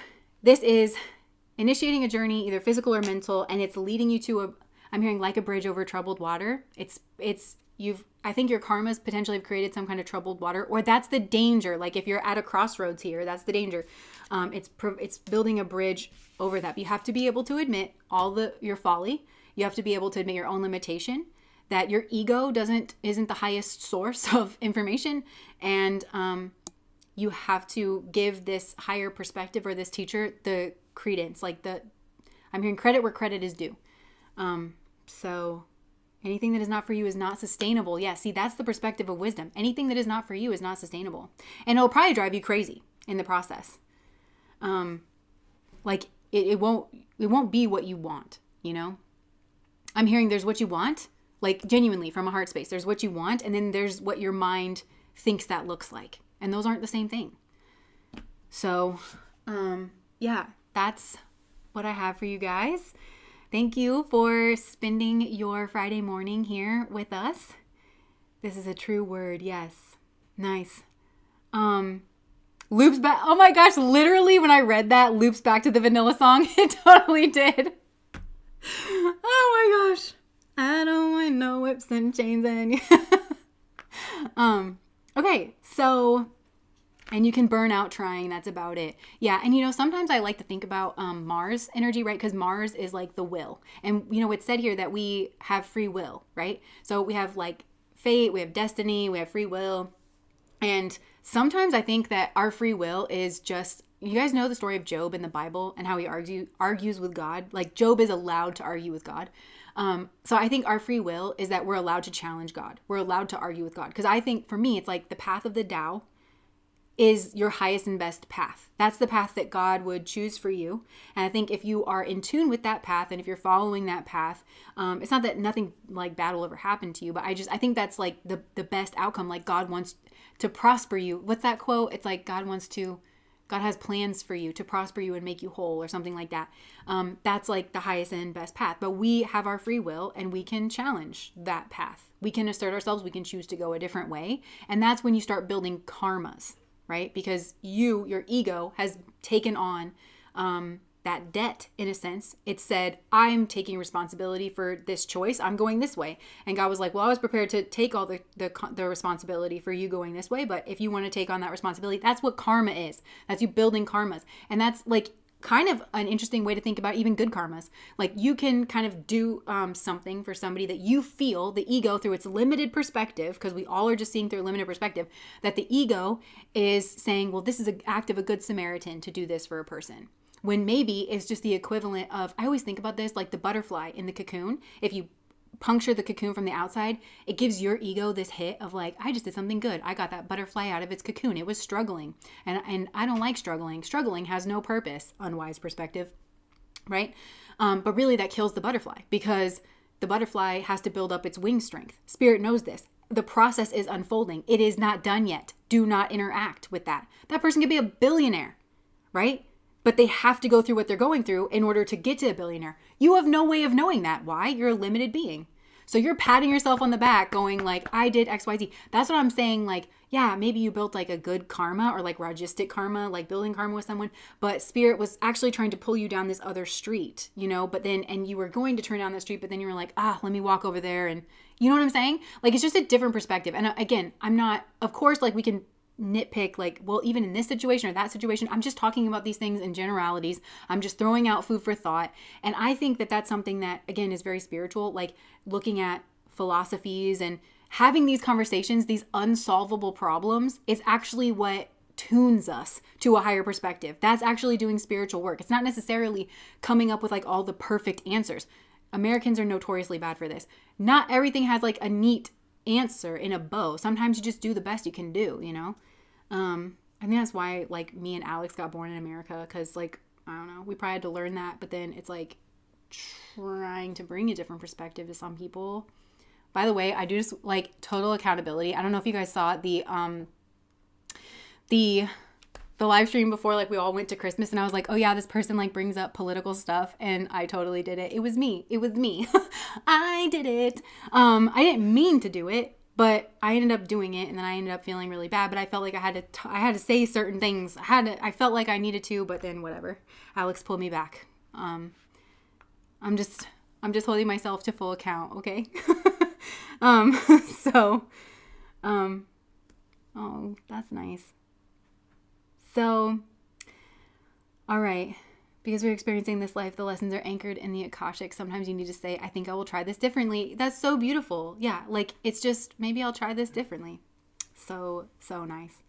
Okay, well, I am going to go get my Chipotle. Good. Love the transparency. Yeah. Sweet. All right. I think that's what I have. Thank you guys so much for showing up to your lives, but also to this live. What a funny play on words. Tomorrow's Patreon live stream. Tomorrow is a Patreon live stream. Do you remember the... Yeah, Who Wants to Be With You in the New Year? Oh, Who Wants to Be With You in the New Year? Okay, so that is very interesting that we keep picking up on like the links between the two, because maybe they are a part of... Oh, and then everything that we just talked about in the general message.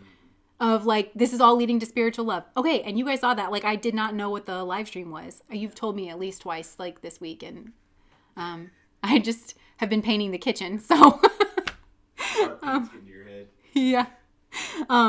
Okay, interesting. So somebody is maybe coming in to teach you about that, or maybe it's that peacocking energy. We'll just have to see tomorrow, because it could be the peacocking energy that you're meant to kind of like overcome, like the crossroads. So just, I don't know. I don't want no whips and chains. And It's 1, 2, 3, 4. It's 1, 2, 3, 4. Oh, now it's... Okay. Completely agree. Yeah, what you were saying about the free will. Yeah, sometimes I just think that the free will is just, you're allowed to be wrong. Like, I literally, like, I really think it's God. Like, okay, you're allowed to learn your own lessons. You're allowed to make decisions here. You're allowed to be wrong. Which, you know, God the Father. I come from a God the Father kind of tradition, and I think that's demonstrating like parenting as well. You're allowed to be wrong. You're allowed to experience your own consequences of being wrong. We have to allow people to experience their own consequences, which goes back to the suffering thing too, of like interjecting in somebody's suffering that's kind of playing out, but maybe they're learning. Maybe God the Father is like, okay, well, I'll let you experience this.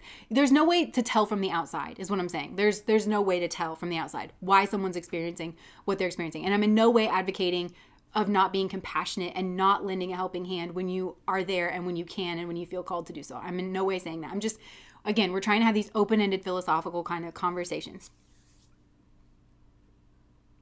Yes. And it's also like what's driving you in that moment. Yeah. All right. Oh my gosh, I love this. Come over. I don't want no scrubs. All right, so I'm going to wrap this up. Thank you guys for hanging out. I'm going to go get some food. If you guys have probably been snacking, so jealous. I'll see a lot of you guys tomorrow over on the Patreon. Thank you so much for the people who have supported me on Patreon. Obviously, I can't do what I do without having that really like very tangible support. Hopefully, maybe some of you, it's like you're investing in me and my like weird bohemian soul journey that I'm doing here. And thank you so much for everybody who donated and who continues to donate. And also, we do have candles for sale at the beginning of the new year. The white Prosper candles, are they out? Yeah, they're out right now because a lot of people are setting that intention for the new year, which is great. And we're making more. We're going to have that in stock soon. And just as a reminder, I'm going to show you guys my Christmas tree. So, and I'm really sorry if I reflect the light back, but as a reminder as well, we have these new packages of to help you with your ritual. So we have these coasters with the pentagram, which is notoriously a symbol of protection. And I was telling you guys before to really look into the pentagram. If you've ever looked up how to draw one, it's mathematically really an interesting shape. So this is to put under your candle. We sell packs of these. So even if you have some of our ritual candles or you work with candles a lot, like putting this under it, I think has a nice effect. Also, if you're an undercover witch and you have people in your home that you don't necessarily want to know that you're a witch, like you can flip it over and you still have this there, but it just looks like a cork coaster. And then we've also got this, I'm so sorry, I'm going to reflect some light at you. But we have these mirrors, and then like you put this kind of like this and stick the candle on it, because mirror magic kind of amplifies. It can be like portal kind of a situation. And on the back of these mirrors is chalkboard, so you can write your prayers, you can write your intention, you can write a spell on the back. So all right. Yeah, so if you're interested in that, there should be links in the description box below. And of course, you can get a candle to go with that.